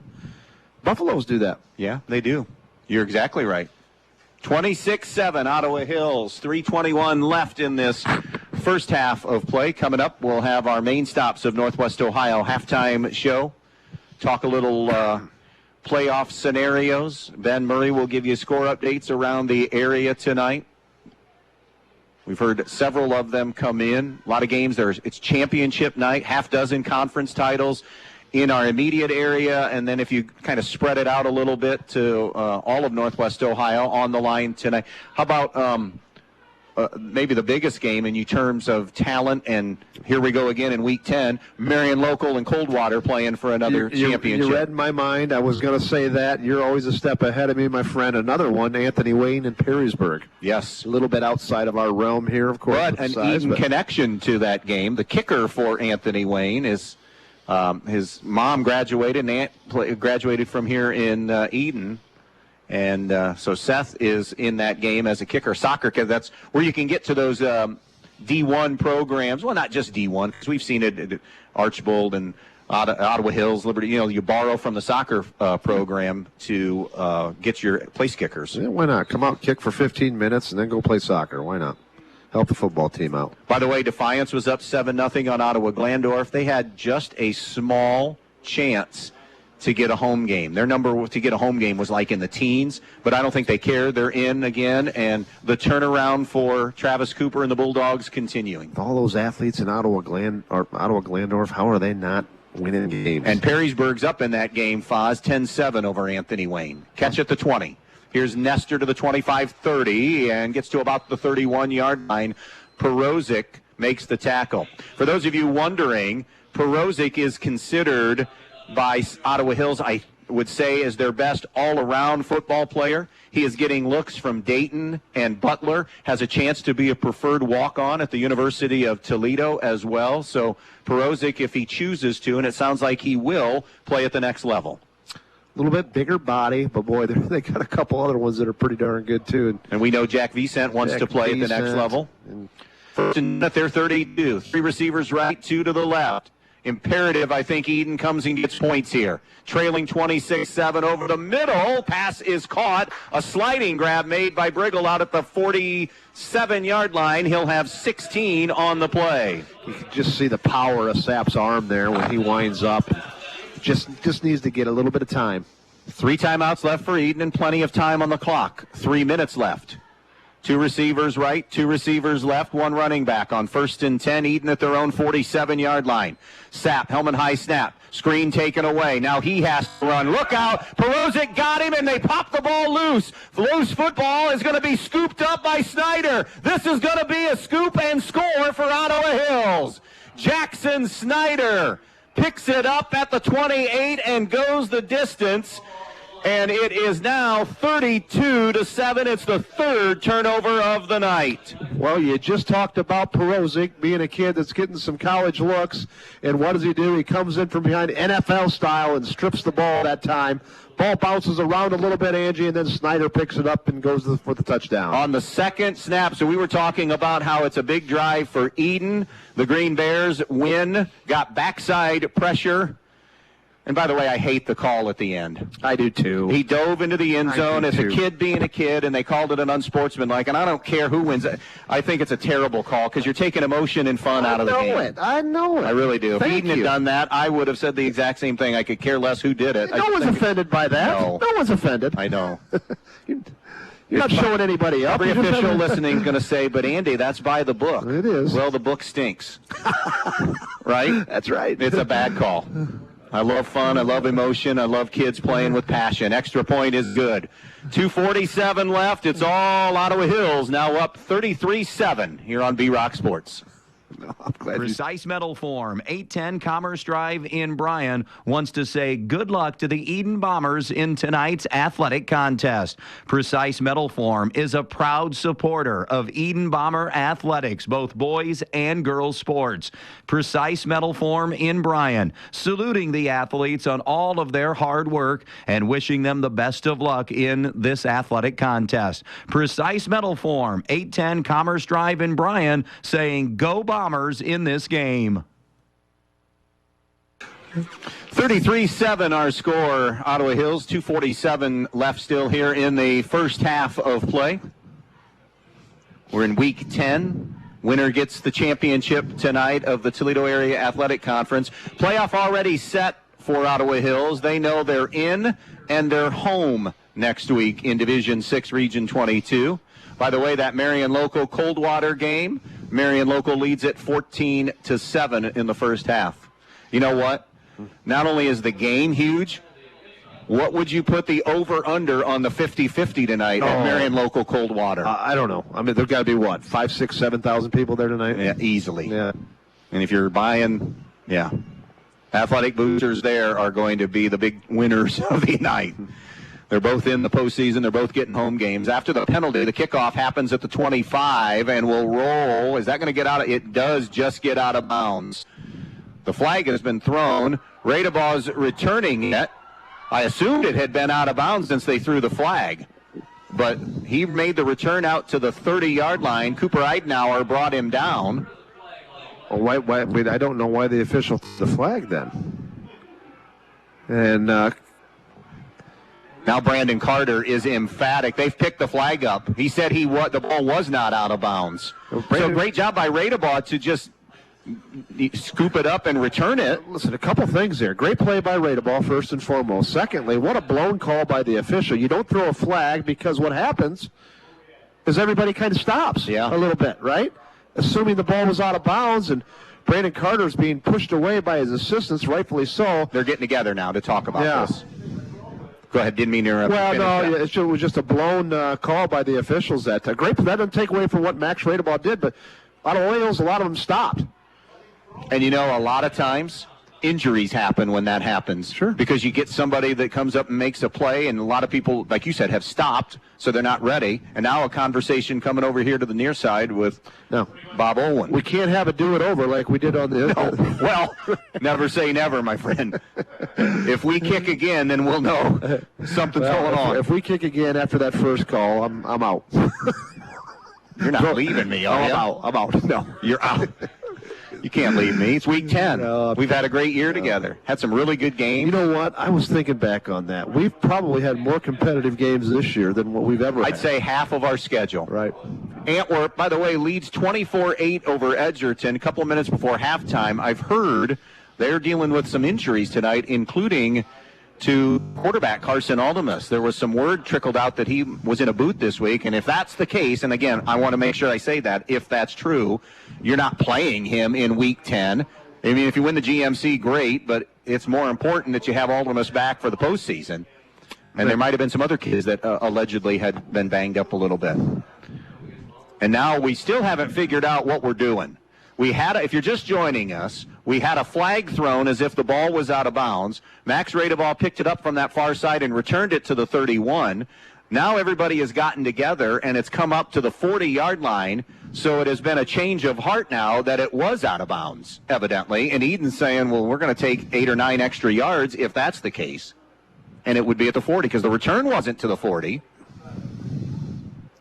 unless Brandon Carter was flagged. Which we did not see a flag for that. And I don't think he was yet because we haven't marked. He might have been. He was flagged because now they're going from the 40 all the way up and into Ottawa Hills territory. So to midfield. So Brandon Carter got. They haven't officially signaled that, but we have to assume that Brandon Carter got flagged. So from midfield, it's Edon ball. They have 2:39 and all 3 timeouts to work with here. Sapp empties the backfield. 5 wide look. Sapp with Perozic bearing down, threw it a little bit in front of Radabaugh, and Snyder almost had an interception. He just had the scoop and score. Boy, Ottawa Hills has positioned themselves and won a lot of battles up front tonight, and are getting heat on a consistent basis on Kyler Sapp, which is the second straight week. Elmwood did the same a week ago. 2nd and 10, 33-7 Ottawa Hills, 2.5 to go in the first half. Bombers with a 2nd and 10 at midfield. They'll go 5 wide, trips to the right, twins to the left. 3-man rush, now a blitz coming. Sapp screen is almost intercepted by Vicent, who read screen, stood up and got back and almost picked it off. That's a D lineman's dream there. Mm-hmm. And Jack will be seeing that in his dreams or nightmares over the weekend, that he could have had a pick. Well, my guess is he's got some family listening, and there's no better offensive lineman in the TAC, and maybe not very many in Northwest Ohio. But he just dropped that one. 3rd and 10. The D linemen aren't used to making picks. D lineman, yeah, he's a good one. 3rd and 10. Same formation. Back to throw. Sapp trying to get away and can't.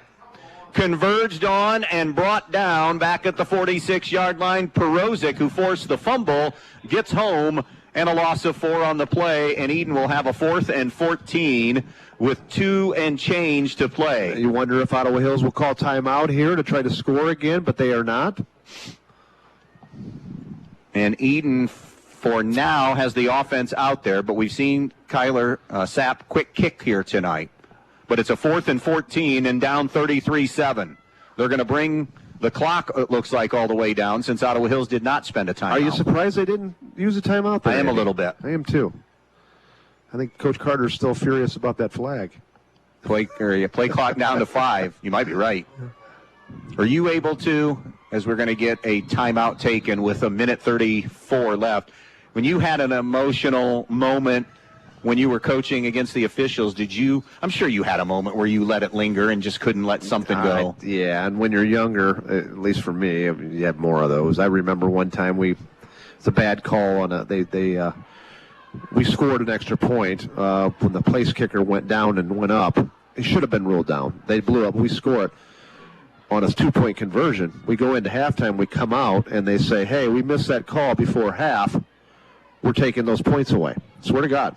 Wow. Which was wrong. Yeah. They said they were wrong after that. I went bonkers, and the whole third quarter I was basically useless. So, Did you ever get flagged? Sideline flag? I don't think I ever did. Should have that game, but I was right. But yeah. The point is, like you said, and you've said that to me sometimes when I make comments here, you move on, right? You got to move on, but it's not coming back, right? No. So now after the timeout spent by Edon at the 1:33 mark, Bob Olwins decided to punt. So Pillarelli will wait on this kick back near his 15. It probably have no factor, but I think Ottawa Hills. Oh, it's a high snap way over Sapp's head. Back inside the 20, and he'll just fall on it at the 18.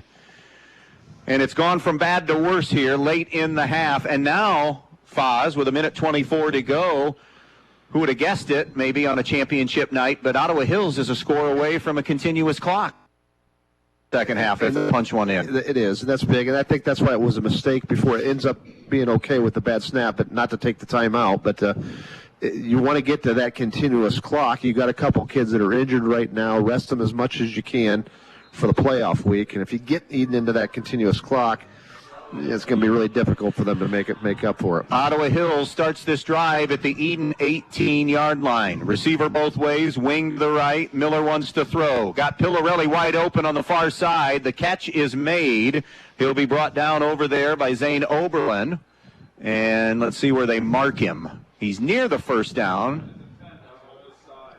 but going to be a little bit short, about 1.5 yards short. So second down, and we'll call it 1 for the first down. Pillarelli was all by himself on that far side. He has had himself a half. His fifth catch tonight. 2nd and 1 from near the 10-yard line. 1.5, let's say. Snyder to the right. Pillarelli coming in motion near side. They give to Eidenauer. 10, 5. Brought down there, but it'll be 1st and goal officially at the 6.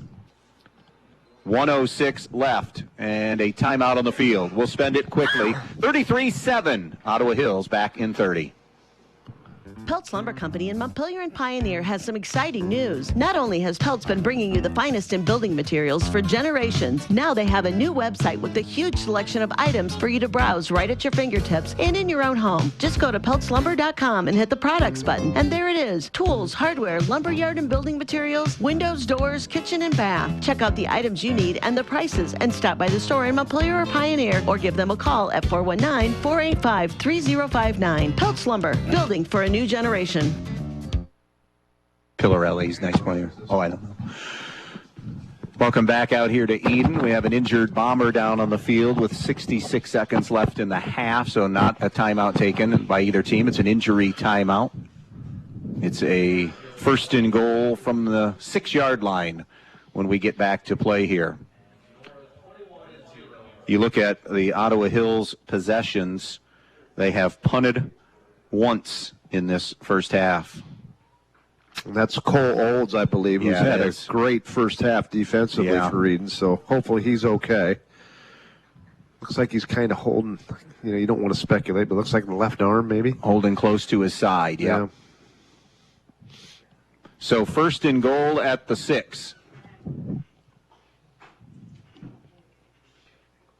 Olds really, not just tonight, but Olds has had a really good season all around for Edon. He sure has. And I feel like has gotten better as the season's worn on from when we saw him, and he was pretty good in week 1 when we were here for Edgerton. So first and goal at the 6. Perozic is lined up as the direct snap. So the Wildcat formation, Perozic running downhill to the 3. He'll get 3, and it'll be second and goal from the 3. Neither team electing to use a timeout here. Ottawa Hills will just get on the ball. They'll stay in the Wildcat. By the way, the lead blocker is Benjamin Burke in that H-back spot. It's Perozic running behind him. Now bounces to the outside and cruises into the end zone. Perozic on the 3-yard run for the touchdown. And that'll make it 39-7, and we will begin the second half in a continuous clock. Taking advantage of the bad snap. It's an 18-yard drive over 4 plays. Walker on for the extra point. Miller to hold. Extra point is up, and it is good. 40-7 here on the Andres O'Neill and Lowe scoreboard. Again, main stops of Northwest Ohio. Halftime show coming up here in 30 seconds.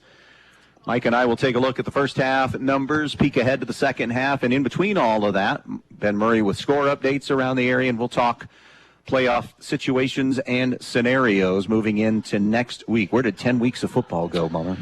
Man, we love it. We love it. And they have just flown by here this season. A lot to talk about with that, too. I don't think we'll have time, but boy, college ball, I don't think there's one team that is significantly better than others. Michigan's probably the best of anybody right now. I would agree. They might be the most complete team right now against a bad schedule. The NFL, you say the Niners, and Cleveland finds a way to beat them last weekend. And the Foz was in the house. I was in the house. Saw it. Where were your seats at in Cleveland? Where'd you sit? In zone, not dog pound. I was going to say, is there still a dog pound? It's the bleacher seats. Probably not like it used to be, is it? Oh, I think it is. Yeah. I mean, NFL crowds are a little bit different than college crowds. That's an interesting, a kind way of putting it, I think. Micah Walker to kick it off with a half minute to go here in this first half.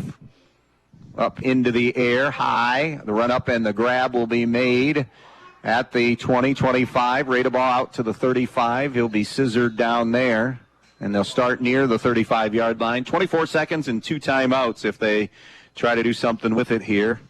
Trailing 40-7.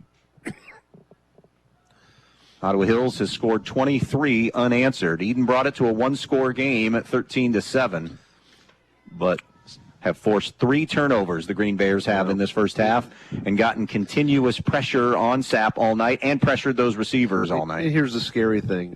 They return the bulk of the roster next year. There's the snap and the kneel down, and that will do it for the first half of play. 40-7 our score at the intermission. Ottawa Hills with the lead. Our main stops of Northwest Ohio halftime show coming up next. Camco Industries, with facilities located in West Unity, Ohio and Morenci, Michigan, has openings on all 3 shifts for production and assembly operators. We manufacture interior plastic products for the automotive industry. As an operator, you will be required to visually inspect, trim, assemble, and pack parts, as well as label containers. You must be able to pass an entry-level test and a substance abuse test. Camco also has openings for shipping associates, material handlers, and production leads. Camco offers a complete benefit package along with a bonus for the successful completion of probationary status, an attendance bonus, and a referral bonus. If you would like to join our team, please complete an application online at www.kumi-na.com or in person at Camco, 1001 East Jackson Street, West Unity, Ohio, Monday through Friday from 8 a.m. to 4:30 p.m. All rehires will be considered for employment.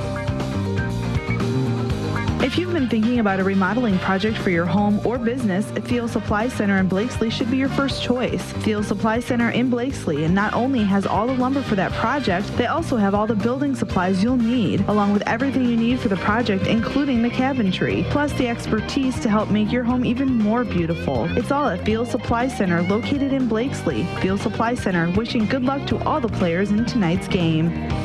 When it comes to choosing a memorial that represents the lasting memories of a person's life, the Fackler Monument Company in Montpelier, Ohio can create exactly what you are looking for, like an eagle soaring through the woods etched on a memorial, a bench that has mom and dad's names engraved into the granite to sit and reflect, a picture of the family farm etched on the stone, or maybe your style is a memorial that has a split headstone with a vase in between for flowers. The Fackler Monument Company of Montpelier, Ohio, serving families in the tri-state area since 1924. Halftime here in Edon. Ottawa Hills leading at 40-7. By the way, Anthony Wayne leading Perrysburg in that NLL matchup 14-10. Let's recap the scoring here in the first half. Ottawa Hills took the opening kickoff, went 62 yards in just 2 plays. Chase Miller to Reddick Pillarelli from 50 yards out, and it was 7-0. The first of 3 Edon turnovers, an INT on the first possession for Edon would set up Ottawa Hills at the 36-yard line. They would give it up on downs. Then Edon would go 3 and out, and then Ottawa Hills would get a short field from the 40. It would take them 5 plays to score. Chase Miller to Reddick Pillarelli again from 24 yards out. PAT was no good. It was 13-0. Edon would have a drive that would be their only scoring drive of the first half. They'd go 68 yards in 4 plays, 65 of them on the TD pass from Kyler Sapp to Max Radebaugh, and it would be 13-7. Then it was Ottawa Hills finishing strong. 7-play, 52-yard drive. Pillarelli 17 yards on the TD. 19-7 as the 2-point try failed. The two teams would exchange punts. Edon would throw their second INT. Ottawa Hills would start at their own 46, and 5 plays and 54 yards later, it would be Miller to Jackson Snyder for 19 yards. It was 26-7. Edon would start at their own 31 on their next drive, and then a blindside hit by Jack Perozic forced the ball loose. A pickup by Jackson Snyder. He would go 28 yards on the fumble recovery for a touchdown to make it 33-7. Edon would have great field position at midfield, but a bad snap that sailed over Sapp's head took the ball back to the 18. 4 plays later, Perozic out of the Wildcat position would stroll in for a 3-yard TD run, and that's where we stand at the intermission. 40-7, Ottawa Hills with the lead here on the Main Stop's halftime show. Mike Bumb, unofficial numbers here from the first half of play. Well, Kyler Sapp tonight struggled a little bit against that very difficult Ottawa Hills Green Bear defense. He's 6 for 14. Does have 2 interceptions and, of course, the fumble. It does have 1 touchdown as a 65-yard TD pass to Max Radebaugh. Receiving, Edon's done a nice job of spreading the ball around. Everybody's got 1 catch. The primary receivers, at least. Christian Owen, 1 for 9 yards. Excuse me. Kendall Brigle, 1 for 16. Colton Willis, 1 for 25. Max Radebaugh, a touchdown catch from 65 yards out. And Colin Holbert, 3 yards. The Edon Bombers have 119 yards in the air. And on the ground, they are right now -8. Now, of course, some of that's sacks that Kyler Sapp had accumulated for 110 total yards of offense. Little different story for the Ottawa Hills Green Bears.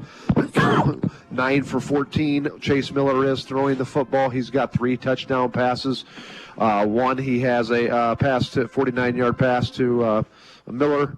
He has a 24-yard to Pillarelli, to Miller. from Miller and Pillarelli on a 24-yard catch. Pillarelli also had a 17-yard rushing TD. As you said, with the scoring drive, Prozic also had a 3-yard TD run, as well as a stripped ball that he created, and Snyder scored. Rushing the football, Max Eidenauer's carried the ball 12 times for 64 yards. Prozic has carried the ball 3 times for 11 yards. And Riddick Pillarelli has carried the ball 3 times for 23 yards. 144 yards in the air for the Green Bears.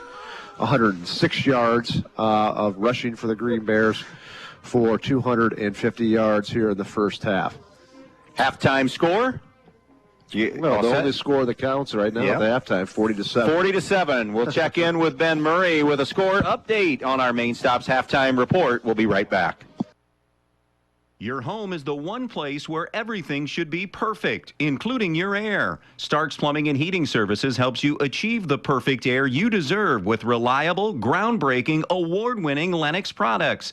Call Stark's Plumbing and Heating Services and see how soon you can get a Lennox home comfort system that'll help improve your health and your mood. It doesn't get any more perfect than that. Call us today at 1-800-329-4040 or visit us at starksphs.com. Hi, this is Mackenzie Now with Andrews O'Neill & Lowe Insurance Agency. Having a winning tradition for over 100 years is a big deal for any team. As our team at Andrews O'Neill & Lowe Insurance Agency celebrates this milestone, we know success does not happen by accident. It takes great teammates and partners like Central Insurance. By dedicating ourselves to the community, our clients, and each other, Andrews O'Neill & Lowe has consistently risen above the rest in protecting your family, assets, and businesses. Thank you to all who have played a role in this 100-year journey. Learn more at andrewsoneillandlowe.com. This spring, pick your power. Steel fuel-powered equipment delivers proven performance and efficiency, and the Steel Lightning battery system delivers the power to do more on a single charge. Get the all-new BGA 45 battery-powered blower for just $129.95, or pick the popular MS-170 chainsaw for just $179.95. Pick your power, and then pick up a Steel. All prices BES SRP at participating retailers. See Black Swamp Equipment or go to blackswampequipment.net. I'm Ben Murray with a check of your Week 10 halftime football for high school football scores, brought to you by the Main Stops of Northwest Ohio. Always open when you need them. The Main Stops of Northwest Ohio. In a broadcast game from Leanne Field with our own Andy Brigle and Mike Bumb, Ottawa Hills is pounding Edon 40-7. Other games to pass along to you, Montpelier is pounding Hilltop at halftime 42-0. In our sister station broadcast on the Q96.5 FM, Archbald is up over Bryan 28-7. North Central is up at halftime over Reading, Michigan 8-0. Other games to pass along to you, Holgate is up over Morenci, Michigan at halftime 18-16. Wapakoneta is up over Salina 23-3. Defiance is up over Ottawa Glandorf from the WBL. They are tied 7-all. St. Mary's is up over Bath at half 10-0. Other games, Van Wert and Elida are tied at 7. Kenton leads Shawnee 14-7. Liberty Center is pounding Wauseon 35-0, your halftime score in that one. Patrick Henry is pounding Swanton 40-0. Delta is leading Evergreen at half 12-0. Antwerp is up over Edgerton at half 24-8. Tenora is up over Hicksville at half 35-0. Ayersville is up over Fairview at half 20-14. Paulding is up on Wayne Trace at halftime 14-7. Southview is up on Napoleon 20-0, your halftime score. Columbus Grove up on Bluffton 7-0 at half. And at halftime, Marion Local leads Coldwater 14-7. That is a check of your Championship Friday halftime football scores for week number 10 in high school football. I'll send it back out to Andy Brigle and Mike Bumb at Leanne Field in Edon. After these messages, you're listening to week number 10 of high school football on Championship Friday on B-Rock Sports. I'm Ben Murray. Stay with us. With an independent insurance agent, you can be sure that you're getting the right coverage at the right price. At Best Insurance and Financial Services, it's all about relationships. We work one-on-one with you to make sure your auto, home, farm, or business is protected by a quality insurance company. That's why we work with Ohio Mutual Insurance Group. We know you can trust Ohio Mutual to protect what matters most to you and your family. Once you see how Ohio Mutual cares for your needs, you'll trust them as well. Give us a call at 419-272-2888. We can recommend the best coverage from the best companies like Ohio Mutual. Your friends at your neighborhood Edon Farmers Co-op Country Store would like to invite you to stop in at the Edon, Montpelier, and Edgerton stores to check out their complete line of pet supplies, animal feed, and outdoor products. Their friendly, knowledgeable staff is ready to answer all of your questions concerning their complete line of Kalmbach, Land O'Lakes, and much, much more. For your convenience, your purchase can be carried to your vehicle by one of their employees. Be sure to stop by soon and see them at your hometown country store, the Edon Farmers Co-op. Fritsch Excavating and CMF Enterprise of Edon wants to wish the Edon Bombers the best of luck in tonight's game.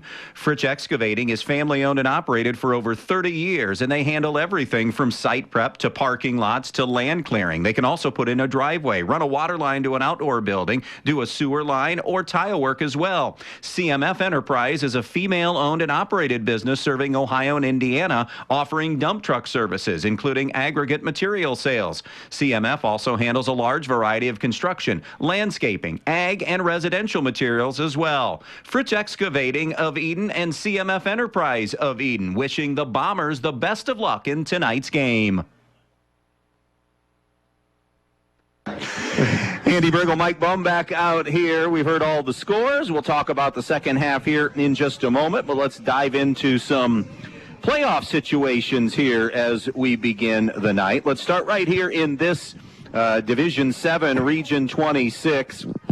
And you look at some of the teams that have already clinched spots. They have clinched home games. They include Tiffin Calvert, Patrick Henry, Macomb, Hopewell Loudon, Antwerp, Waynesfield Goshen. All have guaranteed themselves home games in Division 7, Region 26. Pandora Gilboa, Lima Central Catholic, Ayersville, Upper Scioto Valley, North Central, Leipzig, and Arlington are all in. So 13 spots of the 16 have all been determined. Then you look at Edon, Crestview, Gibsonburg, Montpelier, and Hardin Northern technically still alive, but they may be out now after losing last night. So we have some local teams obviously in FOS and getting home games. Others will go on the road, and then some others that are trying to earn their way in or maybe back their way in. You go look at a team like, I think Montpelier is the greatest example of watching those secondary points tonight if they and Gibsonburg both win. But, you know, you could see 3 from the county and a lot of local teams in this Division 7, Region 26. Yeah, I mean, it's going to be paper thin. We'll know more tonight when all the scores roll in, and then they're usually pretty accurate. I think it's official, Saturday afternoon, I think, or Sunday morning. I don't exactly know when it's OHSA official, but tomorrow or Sunday. Sunday, yeah. So, but we'll know pretty much everything after tonight. And the problem with Montpelier's situation is they don't have anybody with a winning record or anybody that's really won multiple wins that they have beaten. So those secondary points could be an issue. There's a chance they could get in. I think Edon's more likely to get in, even with the loss. It looks like it's going to be apparent tonight. And as you said, you have with 16 teams in the playoffs, it's still special, but not as uncommon as it once was, obviously. And GMC has a handful of teams that are going to make it. The NWL, I think Patrick Henry in Division 7 can go deep. And when I say deep, I mean win 2 games. Okay, I think certainly Liberty Center certainly can go deeper. Well, let's get to other regions here as we go forward. Sure. Division 6, Region 22, Bluffton, Columbia Station, Columbia, Colonel Crawford, Columbus Grove, Cary. These Ottawa Hills Green Bears all in. Ottawa Hills is going to win tonight, and they'll wrap up a home game by winning. Tenora, who started the year mediocre, played an extremely tough schedule, a very average team, better and better and better, and here they are 6-3. They've clinched a spot and can grab a home game as well. Other teams there in Division 6, Region 22, Paulding and Wayne Trace came into tonight at 16 and 17, and both were in control of their own destiny. We both know they maybe both not get in, but I think there was an outside chance that even both could get in there, which for Paulding, I think more than Wayne Trace, that would be a whale of an accomplishment and show a positive step. This is where 16 teams is good for a program in a school like a Paulding to have some positivity that's surrounding their program if they can slide in. I think it's helped a little bit, too, being in the GMC from the Northwest Conference. I would say the Northwest Conference is a little bit more competitive, that's fair, than the GMC. Not that the GMC is not a great small school league, but I think that's helped a little bit. And so, yeah, it's good to see them because really they've been not very good for a long time. So to see them have success, that's outstanding. This Ottawa Hills team is going to be a tough out, too, in the postseason. So we'll get into that maybe in the second half. Division 5, Region 18, Liberty Center not only clinching a home game, they've clinched a double home game. Same goes for Archbold. Coldwater has clinched a playoff spot. Liberty Benton is playing for a title tonight against Macomb in the BVC. Teams like Huron, Genoa, Eastwood, they are all in. And basically all the teams in our immediate area that could get in are in and are getting home games there. Division 4, Region 14, the local teams that are playing in that region and division, they're in. They include Van Wert, Wauseon, Napoleon, St. Mary's, Bryan. They have all clinched spots. Bath could still get in out of the WBL. How about that conference again, getting multiple teams in and play that tremendous schedule? For Bryan, though, they know they're going to have a long road trip. It's just a matter of how long that road trip is. They're going to be a 5-5 team more than likely and going on the road, Foz, in Division 4, Region 14. Bears can score. Their problem all year has been defensively, but they're in again because of their size. There's just not very many teams around in our immediate area, so they've got to go to Cleveland area in a lot of cases. Division 3, Region 10, you get schools like Toledo Central Catholic. They're always the number 1 seed in that region, number 1 in the state. Tiffin Columbian is in. Defiance right now is a 9 seed. They're not going to get much of anything out of OG, a 1-win team. They know they're going to be in. They would be matched up against Bay Village Bay right now, and that still could be the matchup. By the way, Liberty Benton is rolling over Macomb at the half, 30-7, we're told right now. But Defiance, a chance to get 7 wins in another playoff game, maybe win a game or two and, continue that turnaround for the Defiance Bulldogs under Travis Cooper. Great story. It's been one of the most remarkable turnarounds. Always been a really good baseball program, maybe the best in the state, and very good basketball program with a state championship under Coach Lehman not too many years ago. Football, since the Jerry Beauty age, not been so good, but it's great to see Coach Cooper getting them turned around. So that takes care of those playoff discussions here tonight in week number 10, and we'll know more. We'll watch matchups. We'll figure out where we are going next week for the opening round of the high school football playoffs and where our coverage will be. All right, we're going to start the second half on a continuous clock. Edon's going to have the football first. It's 40-7, Ottawa Hills. Let's talk about what each coach is looking for here in the second half. There's no drama left in the game. Let's begin with Edon. What's some things that Coach Bob Olin wants to see out of his kids? I really don't know. I mean, win the second half kind of mentality. We still have football to play. This is a team we still believe we're going to make the playoffs, and we think we're good enough to maybe win a game in the playoffs. So how you react the second half when things aren't going so well is going to say a lot about you and a lot about our chances next week in the playoffs. And that's really all you can do, yelling and screaming. Coach Olin has been coaching for 40 years and is amongst the very best. He knows how to handle kids. So yelling and screaming is not going to do any good, and he certainly wouldn't do that. He's going to just teach. Let's fix a few things. Don't fix too many. I always say threes. Kids can't remember more than 3 things and put it into process. So keep it simple. 3 things we can do, whatever those are, into the second half. And I don't think there's really anything schematically Edon can do differently. It's just physically up front. Let's call it what it is. Ottawa Hills just simply better. Yeah, there's an old 90s band. It's like that tonight, boys to men. Yeah. I mean, really, up front, that's the way it is. It is. All right, so Brandon Carter, first year. He's used to this. They've blown everybody out. But now you're in week 10, and you want to stay. So there's a fine line at that high wire act that you're balancing tonight if you're Brandon Carter. You want to make sure you stay sharp, but you also walk that line. You don't want anybody else getting hurt in a game like tonight, in a game that you're going to walk out of the stadium here with a road win and another TAC championship, right, for the most part. I mean, we assume that that's going to happen at 40-7. But so what do you do if you're Brandon Carter? Well, he's got enough data. We know exactly what he's going to do because it's been every single game this season. But one. That the kids have known they're going to win the game at halftime. They've blown them all out. So I would imagine, just like we saw last week against Montpelier, your starters will play the first series and a half. Maybe it was the first 2 series of the second half, and then he starts to integrate some backups in there and get some of your key players out of the game so they don't get hurt for next week. And I suspect, just like they've done it all year, we'll see the same thing. All right.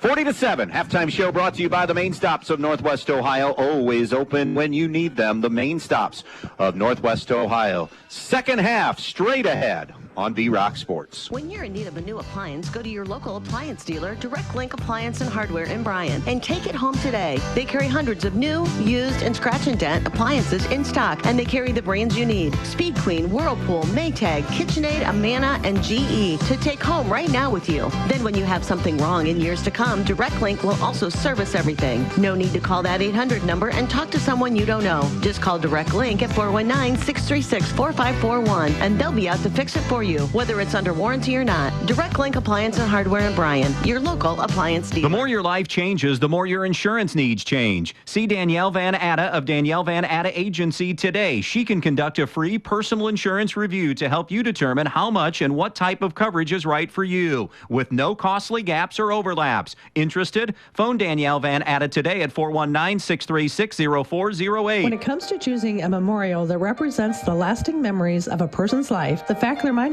Company in Montpelier, Ohio can create exactly what you are looking for, like an eagle soaring through the woods etched on a memorial, a bench that has mom and dad's names engraved into the granite to sit and reflect, a picture of the family farm etched on the stone, or maybe your style is a memorial that has a split headstone with a vase in between for flowers. The Fackler Monument Company of Montpelier, Ohio, serving families in the tri-state area since 1924.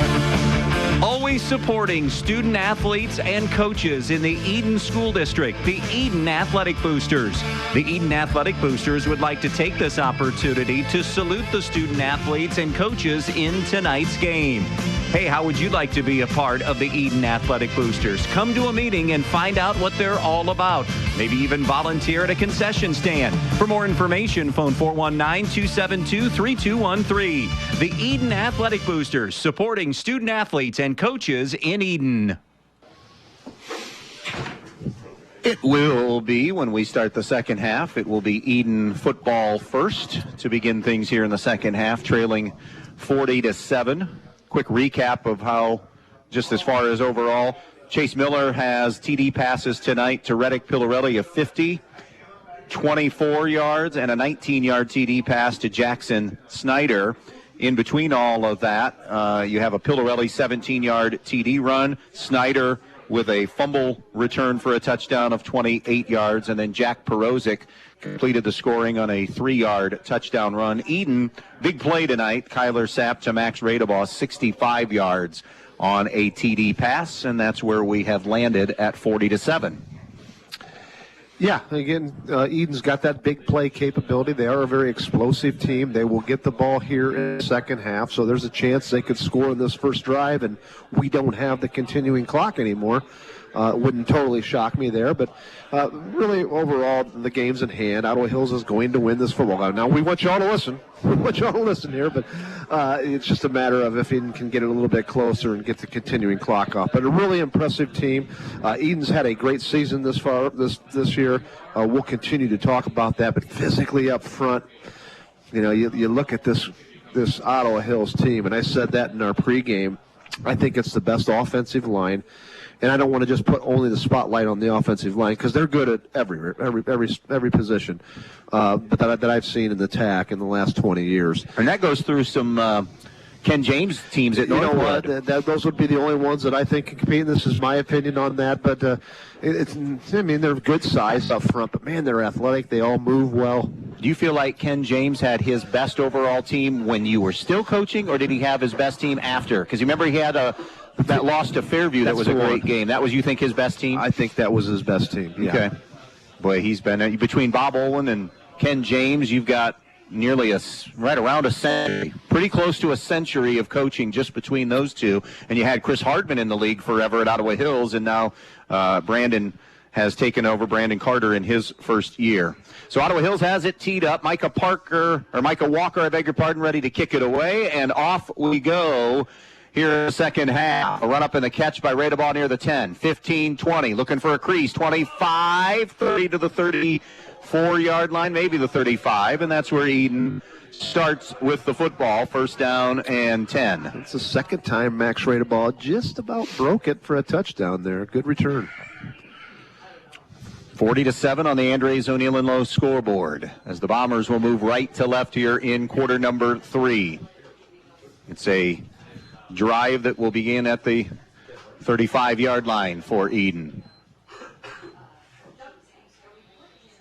Sapp will have 2 receivers going left. Actually, 1 receiver left. Tight end to the left. Maybe a double tight set. 2 receivers right, 1 receiver left. Sapp to throw. Perozic coming and getting him quickly. Got some help from Vicent as well, but it was Perozic off the edge for another sack on the play, and that is back at the 30-yard line, so a loss of 5 on snap number 1. It'll be 2nd and 15. Ottawa Hills' roster, for some reason, doesn't have the height and weights. I wish they would do a little better next time, but Perozic, good-looking athlete there on the end. 2nd down and 15, back at their own 30-yard line. Going wide to the right will be Colton Willis. He'll be joined by Kendall Brigle and Max Radebaugh. Coming left is Christian Owens. 1 running back is Cohen Hulbert on 2nd down and 15. Sapp looks. Again, here comes the wave of pressure. This time Sapp gets away. Moving to the right side. The one-hop throw is incomplete. Try to comeback route on that far side, and it'll be 3rd and 15. Coverage over there was supplied by Zaberski. The intended target. So 3rd and 15 from the 30-yard line. 40-7, Ottawa Hills on our Andres O'Neill and Lowe scoreboard, and this 3rd and 15. Again, nothing's really changed here. Ottawa Hills rushing 4, playing man-to-man in the secondary. 2 receivers, bunch a little bit to the left, trips to the right side. So an empty look. 5 rushers, make it 4 rushers. And got away from Vicent, now steps up in the pocket, looks downfield, stepping in front, and it's almost picked off by Zapersky. Zapersky had coverage that time of Cohen Hulbert, and it ended up being a 50-50 ball that falls incomplete, and it'll be 4th down. Yeah, and that's a big storyline too. Those 50-50 balls, which we talked about at the beginning of the game, Edon had to win the majority of those, and Ottawa Hills doing a nice job of breaking those up and winning the majority of the 50-50 balls. Great job that time by Skaperzik. 3 and out. -5 on drive. Excuse me. Punt is away by Sapp. Back to Pillarelli, and he says get away from it. It'll take an Edon roll inside the 30 and die at the 26-yard line. 44 on the punt. No return. And the first drive of the second half for Ottawa Hills when we come back.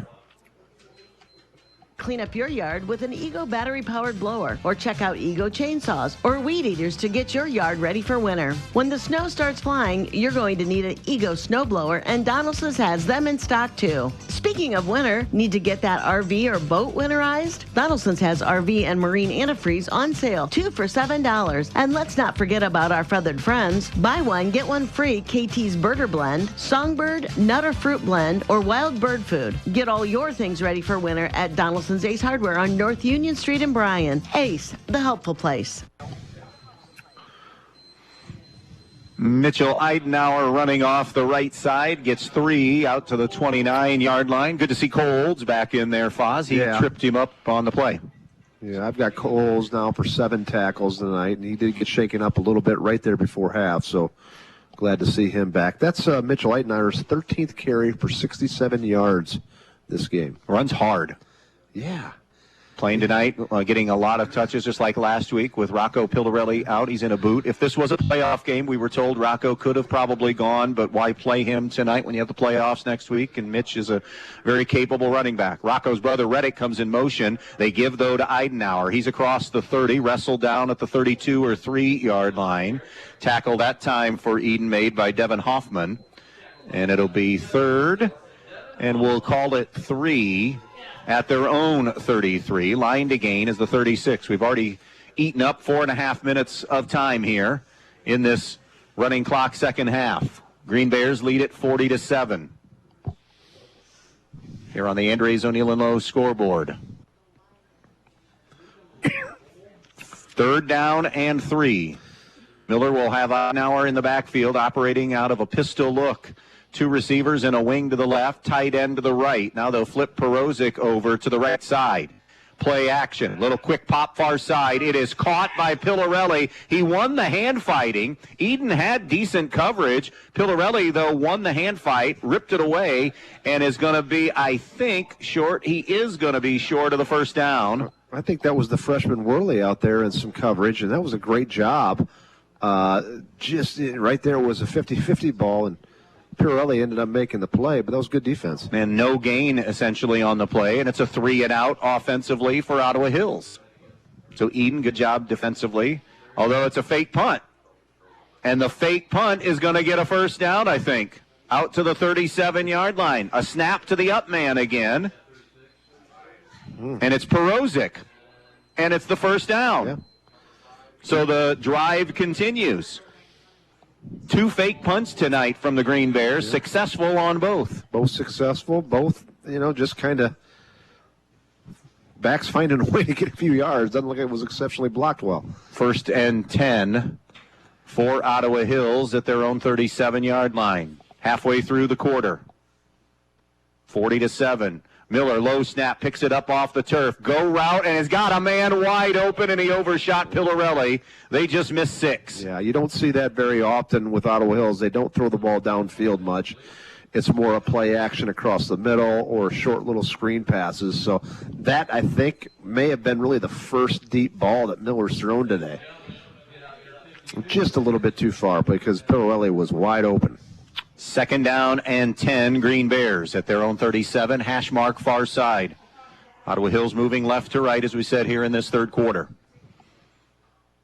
Blowing open what was a 13-7 game at one time with 27 unanswered. Math, I might have said 23 earlier, but keep in mind I'm a radio broadcaster and not John Nash, a beautiful mind.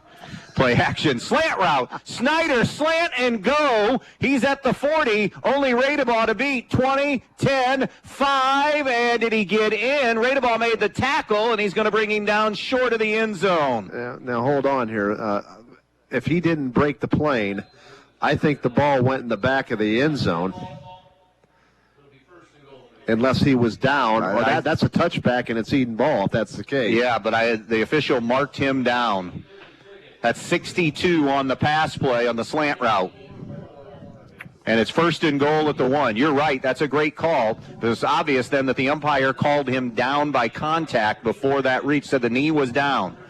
1st and goal at the 1. Again, they're going to go, I'm going to call this a power wildcat with Perozic. has the Wildcat back, running right side, untouched, into the end zone for his second rushing touchdown of the night, Jack Perozic. And it's 46-7 Ottawa Hills. 6 plays, 64 yards on the drive, and scoring after the fake punt. Maybe the thought there was to keep the offense out one more series, extend that running clock, and have a little cushion if Edon did go down and score, and extra point is good. 47-7, Ottawa Hills in front. We'll be back in just a moment. When you're on the road this summer, your rewards checking account at Midwest Community has deals from coast to coast that you can access online or in the app. It goes where you go, so you never miss a sweet deal on dining, hotels, entertainment, and more. And if you're stuck on the side of the road, just use the built-in roadside assistance to get back up and running. You also get cell phone protection, ID theft aid, and more, all included with your rewards checking account. It's banking that connects to life in all the ways you do. Learn more today at midwestcommunity.org.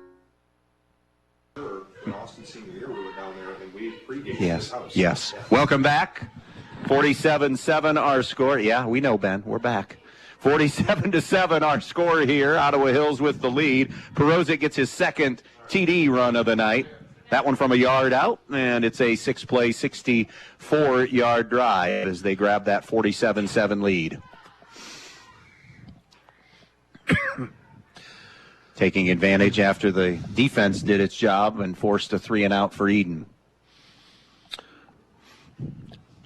Kind of gone dead on scores around the area after we got halftime updates from earlier. We'll try to keep you posted on things. North Central has a 16-0 lead on Reading, Michigan, right? That's a Week 10 game. North Central will be in at 9-1, but they knew going in they were going to be on a road game. Ball ricochets off the up man on that kickoff. Worley, who has had a nice game tonight, knocked it down, got on it. He's going to be a nice player.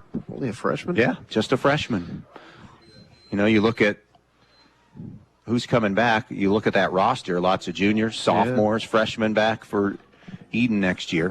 They're going to have a winning record this year. After this game, they're going to finish the year at 6-4. I think next year we'll be playing Week 10, and it'll be for the TAC championship again with Ottawa Hills and Edon. I think it's certainly possible again, and more probably probable again. 2 receivers right, a single receiver to the left. Double tight set now on this 1st and 10 at the 45-yard line. Sapp wanted to go quick screen. Now he's going to tuck and try to get what he can, and he'll be knocked out of bounds here on the near side, shoved out by Benjamin Burke after he picks up 3 or 4 on the play. It'll be 2nd down and 6 from the 49, so he got 4 on the run. And we're already at the 2-minute mark left in this third quarter. Trips to the right, twins to the left, 2 receivers bunched together to the left on this 2nd down. Here's Perozic coming off the edge, throw over the middle that time, and it is a catch. They say a catch by Cohen Hulbert. The ground caused it to pop free off the hit, so he's down at the 47-yard line, shy of the 1st down by a yard. So it'll be 3rd down and 1. Sapp did a nice job that time, feeling the heat. Ayersville leading Fairview. Couple of scores now in the third quarter. And Swanton is on the board. Patrick Henry in a running clock game leading 40-7. Another tough year for the Bulldogs. 3rd and 2. 5 wide, 3 to the right, 2 to the left. If you're just joining us, Ottawa Hills leads 47-7. Sapp wants to throw. Little curl route caught by Radebaugh. He'll have the 1st down to the 39-yard line on a 3rd and 3. He got 8. And it will be 1st and 10 Bombers. Radebaugh's 2nd catch tonight, Andy.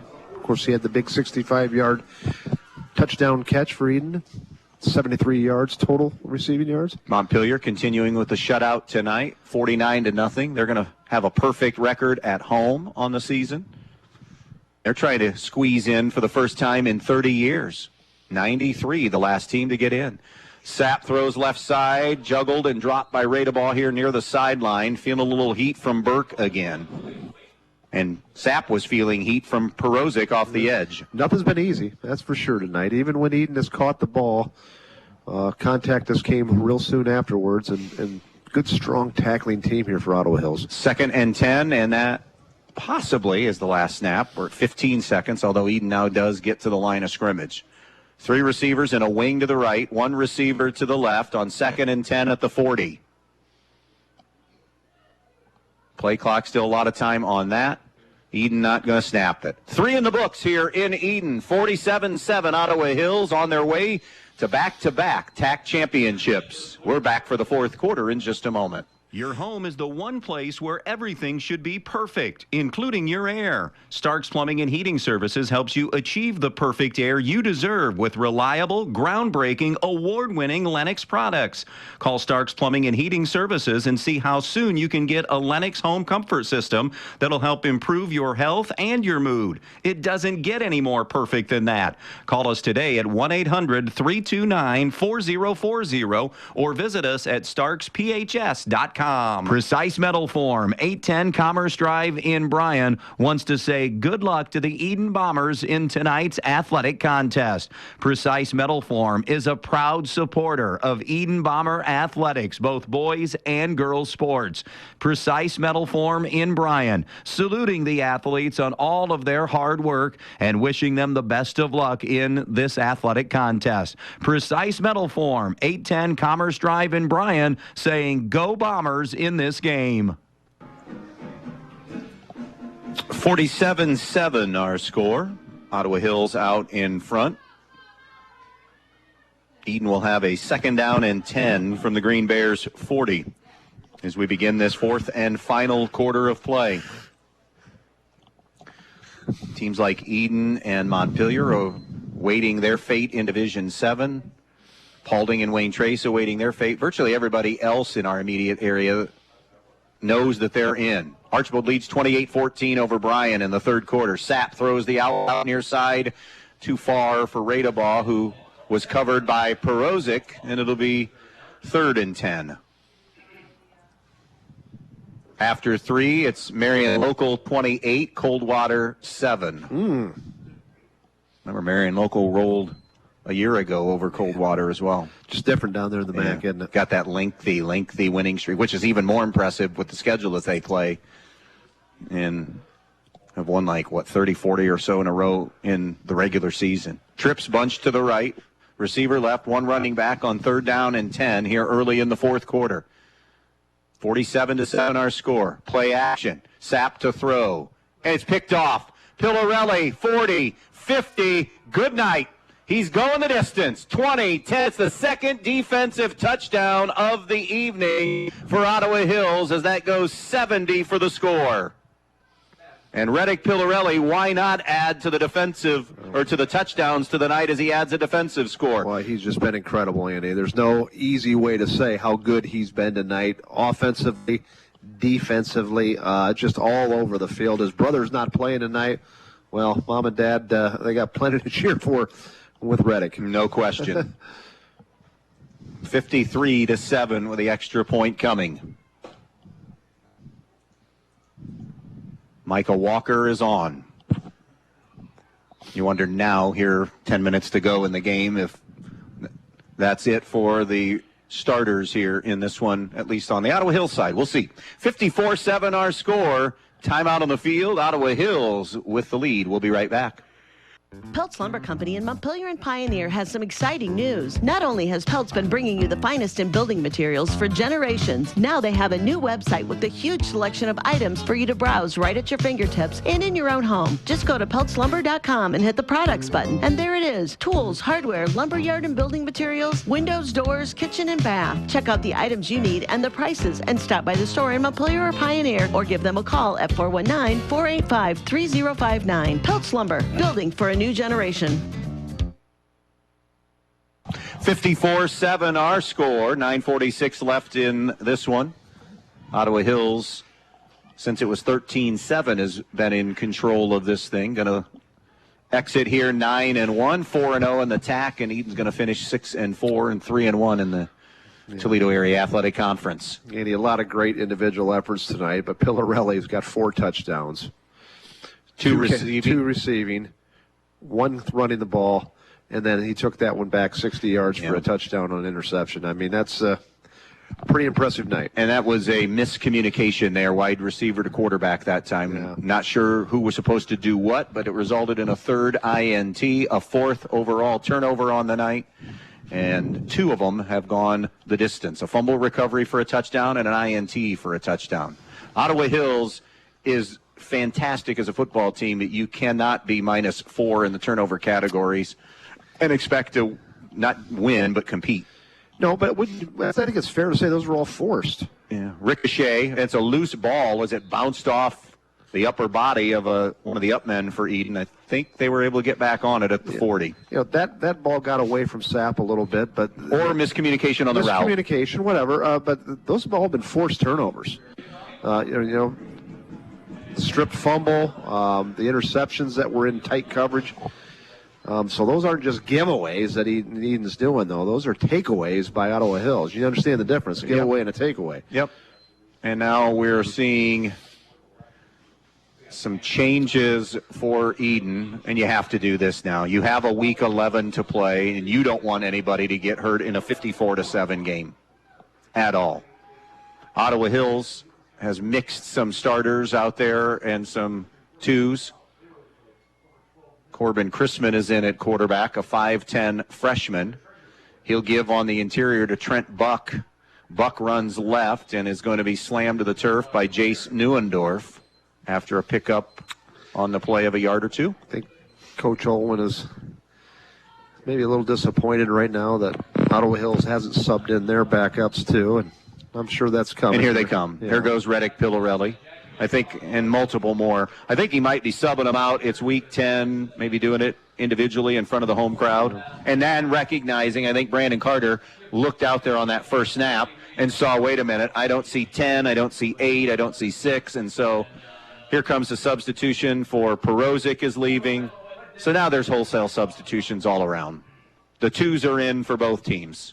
7:50 to play. It's second down and 8. 28-20, Ayersville leading Fairview. Another Buck run gets a couple more. Third down and 6. That stop was made by Tommy Hopkins, who's a freshman for Ottawa Hills. Young Trent Buck, first time we've called his name this year. We've done a lot of Edon games. They started the year for us. Remember that exciting, thrilling win over Edgerton, and that carried over then. Week 2 was a really good game. Week 3 was the walk-off win for Montpelier over Edge. First half of the schedule brought us some really good games. 3rd and 7, Edon. Chrisman waiting on the shotgun snap with 7 minutes remaining. 54-7, Ottawa Hills. Throws far side. It's incomplete. Jackson Klinger, the intended receiver. And it'll be 4th down.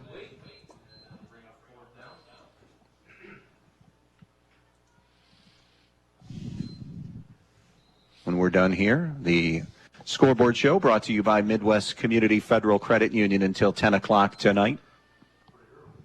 Run you through some of the finals around the area. How deep can this team go, Ottawa Hills? I want to see matchups. Yeah. I want to see matchups.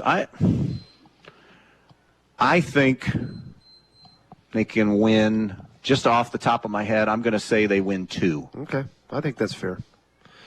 Now, is the ability there to win more? Sure. Yeah. I want to see matchups because the postseason is all about matchups.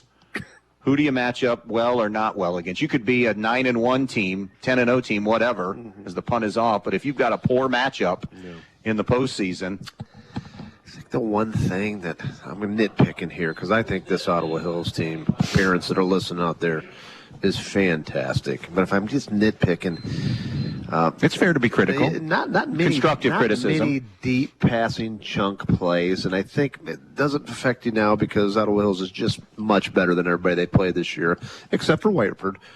And I think you got to be able to throw the ball deep a little bit every now and then. And when you get into that second and third round, you know what I mean? Mm-hmm. You got to get some big chunk plays, and I'm not so sure that they're all that successful doing that. Throw nice little intermediate routes, all predicated again off the play action, but just getting those deep balls downfield, they don't do that very often. First and 10 at their own 23. Now, Miller is still in at quarterback, but it's straight handoffs is what he's doing. There's going to be no throwing. There's all sorts of subs around him. That was a give that time to Hopkins.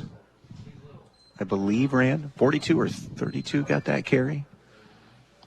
And now Miller is coming over to get a play call. That's all he's going to do is hand off. 5 minutes to go in this one, by the way. 54-7 Ottawa Hills.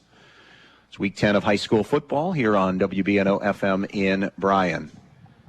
In the pistol formation now. Handoff goes to William Hickey. So it was Hickey. I was told going into last week that Hickey is a young man that if you look at stats, and by the way, you don't see a lot of number 80s lining up at running back anymore, but he gets a lot of carries late in games when in this season. He said, one of our good friends who stopped up and said hi tonight, Cooper and Mitch's dad, said, just take a look at the stats, and you'll see William Hickey in there. It's third and fourth quarter runs when they've been up big. Yeah. First and 10, Ottawa Hills at their 35. Hickey remains the running back with 4 and change to play. Movement, both sides. Edon might have moved into the neutral zone first. They did. I mean, we had a do-over in the first half, didn't we? Yeah, we did. Hadn't seen that one ever. Had a flag that listen, they've done a nice job. Yeah. A couple plays there that it wasn't their best effort. Is what you're saying. Wasn't their best effort. First and 5. We've had a couple stumbles up here too, haven't we, Angie? Yeah, we sure have. Maybe it wasn't our best effort on a couple of snaps. I mean, the effort was there, but the execution wasn't there. There's Hickey rumbling into the secondary and into Edon territory to the 47. He'll get 13 on the run. It's not all about, that's a poor choice of words. Yeah. The effort for us was always there. Maybe it wasn't the best of execution. That's exactly And maybe you could say that, too, about them. They didn't execute completely. Big day of college football tomorrow. Who do you like in your noon game, Foz? Lions, Buckeyes? I don't know. You don't know? Coin toss. I really don't know. Give me a pick. I'll take the Buckeyes then, just out of emotion and heart. But that's a coin toss. 17-13 type game, maybe? It's going to be low scoring. I'm not so sure that low, but it'll be the early 20s for sure. All right. A couple of yards there to the 45. Basically, in this running clock game, we're about 2 snaps away maybe from this thing ending. Irish won a big one last week. Win at SC, or against SC. SC, and they're always the bye this week. Michigan State. Can Michigan? I think Harbaugh's going to just absolutely run it up on Sparty. What do you think? 24.5 points is the spread. It's quite a bit for a rival game. Yeah. Boy, but Michigan State, there's all kinds of, that's program-wide problems going on there right now. I'm not sure who's sliding into that spot. As far as that's a job that if you're at maybe a lower, like a Mike Elko from Duke, I think that would be a terrific hire for Michigan State if you could get him away. I consider still Michigan State a top 20, 25 program. Potential, yeah. Yeah. It's there. Run for a first down, by the way, to the 37. 1:40 to play. And 54-7 our score. Congrats to Ottawa Hills, going to put the finishing touches on a fantastic regular season where they'll be 9-1, champs of the TAC at 4-0. Edon will finish the regular season at 6-4, and now wait and see how the rest of the results shake out. Montpelier will also be doing some scoreboard watching themselves to see will they all both get in Division 7, Region 26. Jet sweep give to Ian Densmore off the right side. Gets to the 30, so he gets 7 more. It'll probably be the last play.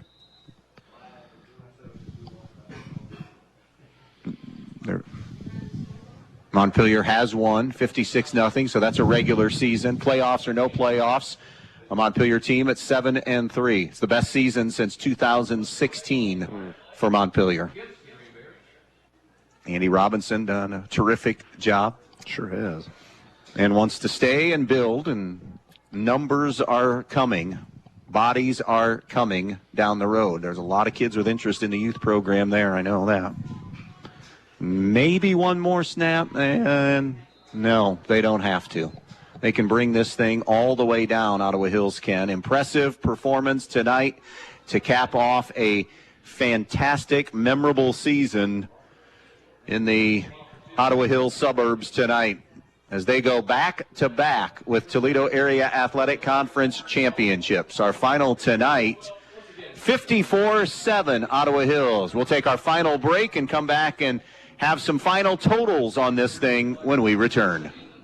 Before or after tonight's game, make sure Edon Pizza is a part of your evening. Edon Pizza in downtown Edon. Give us a call at 419-272-2452 and order your pizza, subs, and pasta for your pre- or post-game dinner. From all of us at Edon Pizza, we would like to wish the Bomber football team the best of luck in tonight's game. Go Bombers! Wake up the kids and head out to Knocking Point Outfitters on County Road 17 just south of Bryan for some pancakes and pumpkin carving October 21st. A free will pancake breakfast by the Knocking Point Deadeyes begins at 8 a.m. Then pick out your pumpkin and get carving for the Facebook carving contest. It's all taking place Saturday, October 21st at Knocking Point Outfitters. County Road 17 just south of Bryan, the starting point for every perfect shot. When it comes to choosing a memorial that represents the lasting memories of a person's life, the Fackler Monument Company in Montpelier, Ohio can create exactly what you are looking for, like an eagle soaring through the woods etched on a memorial, a bench that has mom and dad's names engraved into the granite to sit and reflect, a picture of the family farm etched on the stone, or maybe your style is a memorial that has a split headstone with a vase in between for flowers. The Fackler Monument Company of Montpelier, Ohio, serving families in the tri-state area since 1924. Fall is a great time to work on your home. Is your home well insulated? Field Supply Center in Blakesley is now stocking the Attic Cat and the Pro Cap blown insulation system. Forget about the dust from the old blown insulation. Attic Cat is the new clean way to insulate your walls and attic. Field Supply Center also offers CertainTeed Landmark shingles, one of the best shingles for your roof. Now is the time to take care of your home. Whether you need insulation, shingles, siding, or window, make Field Supply in Blakesley your first stop.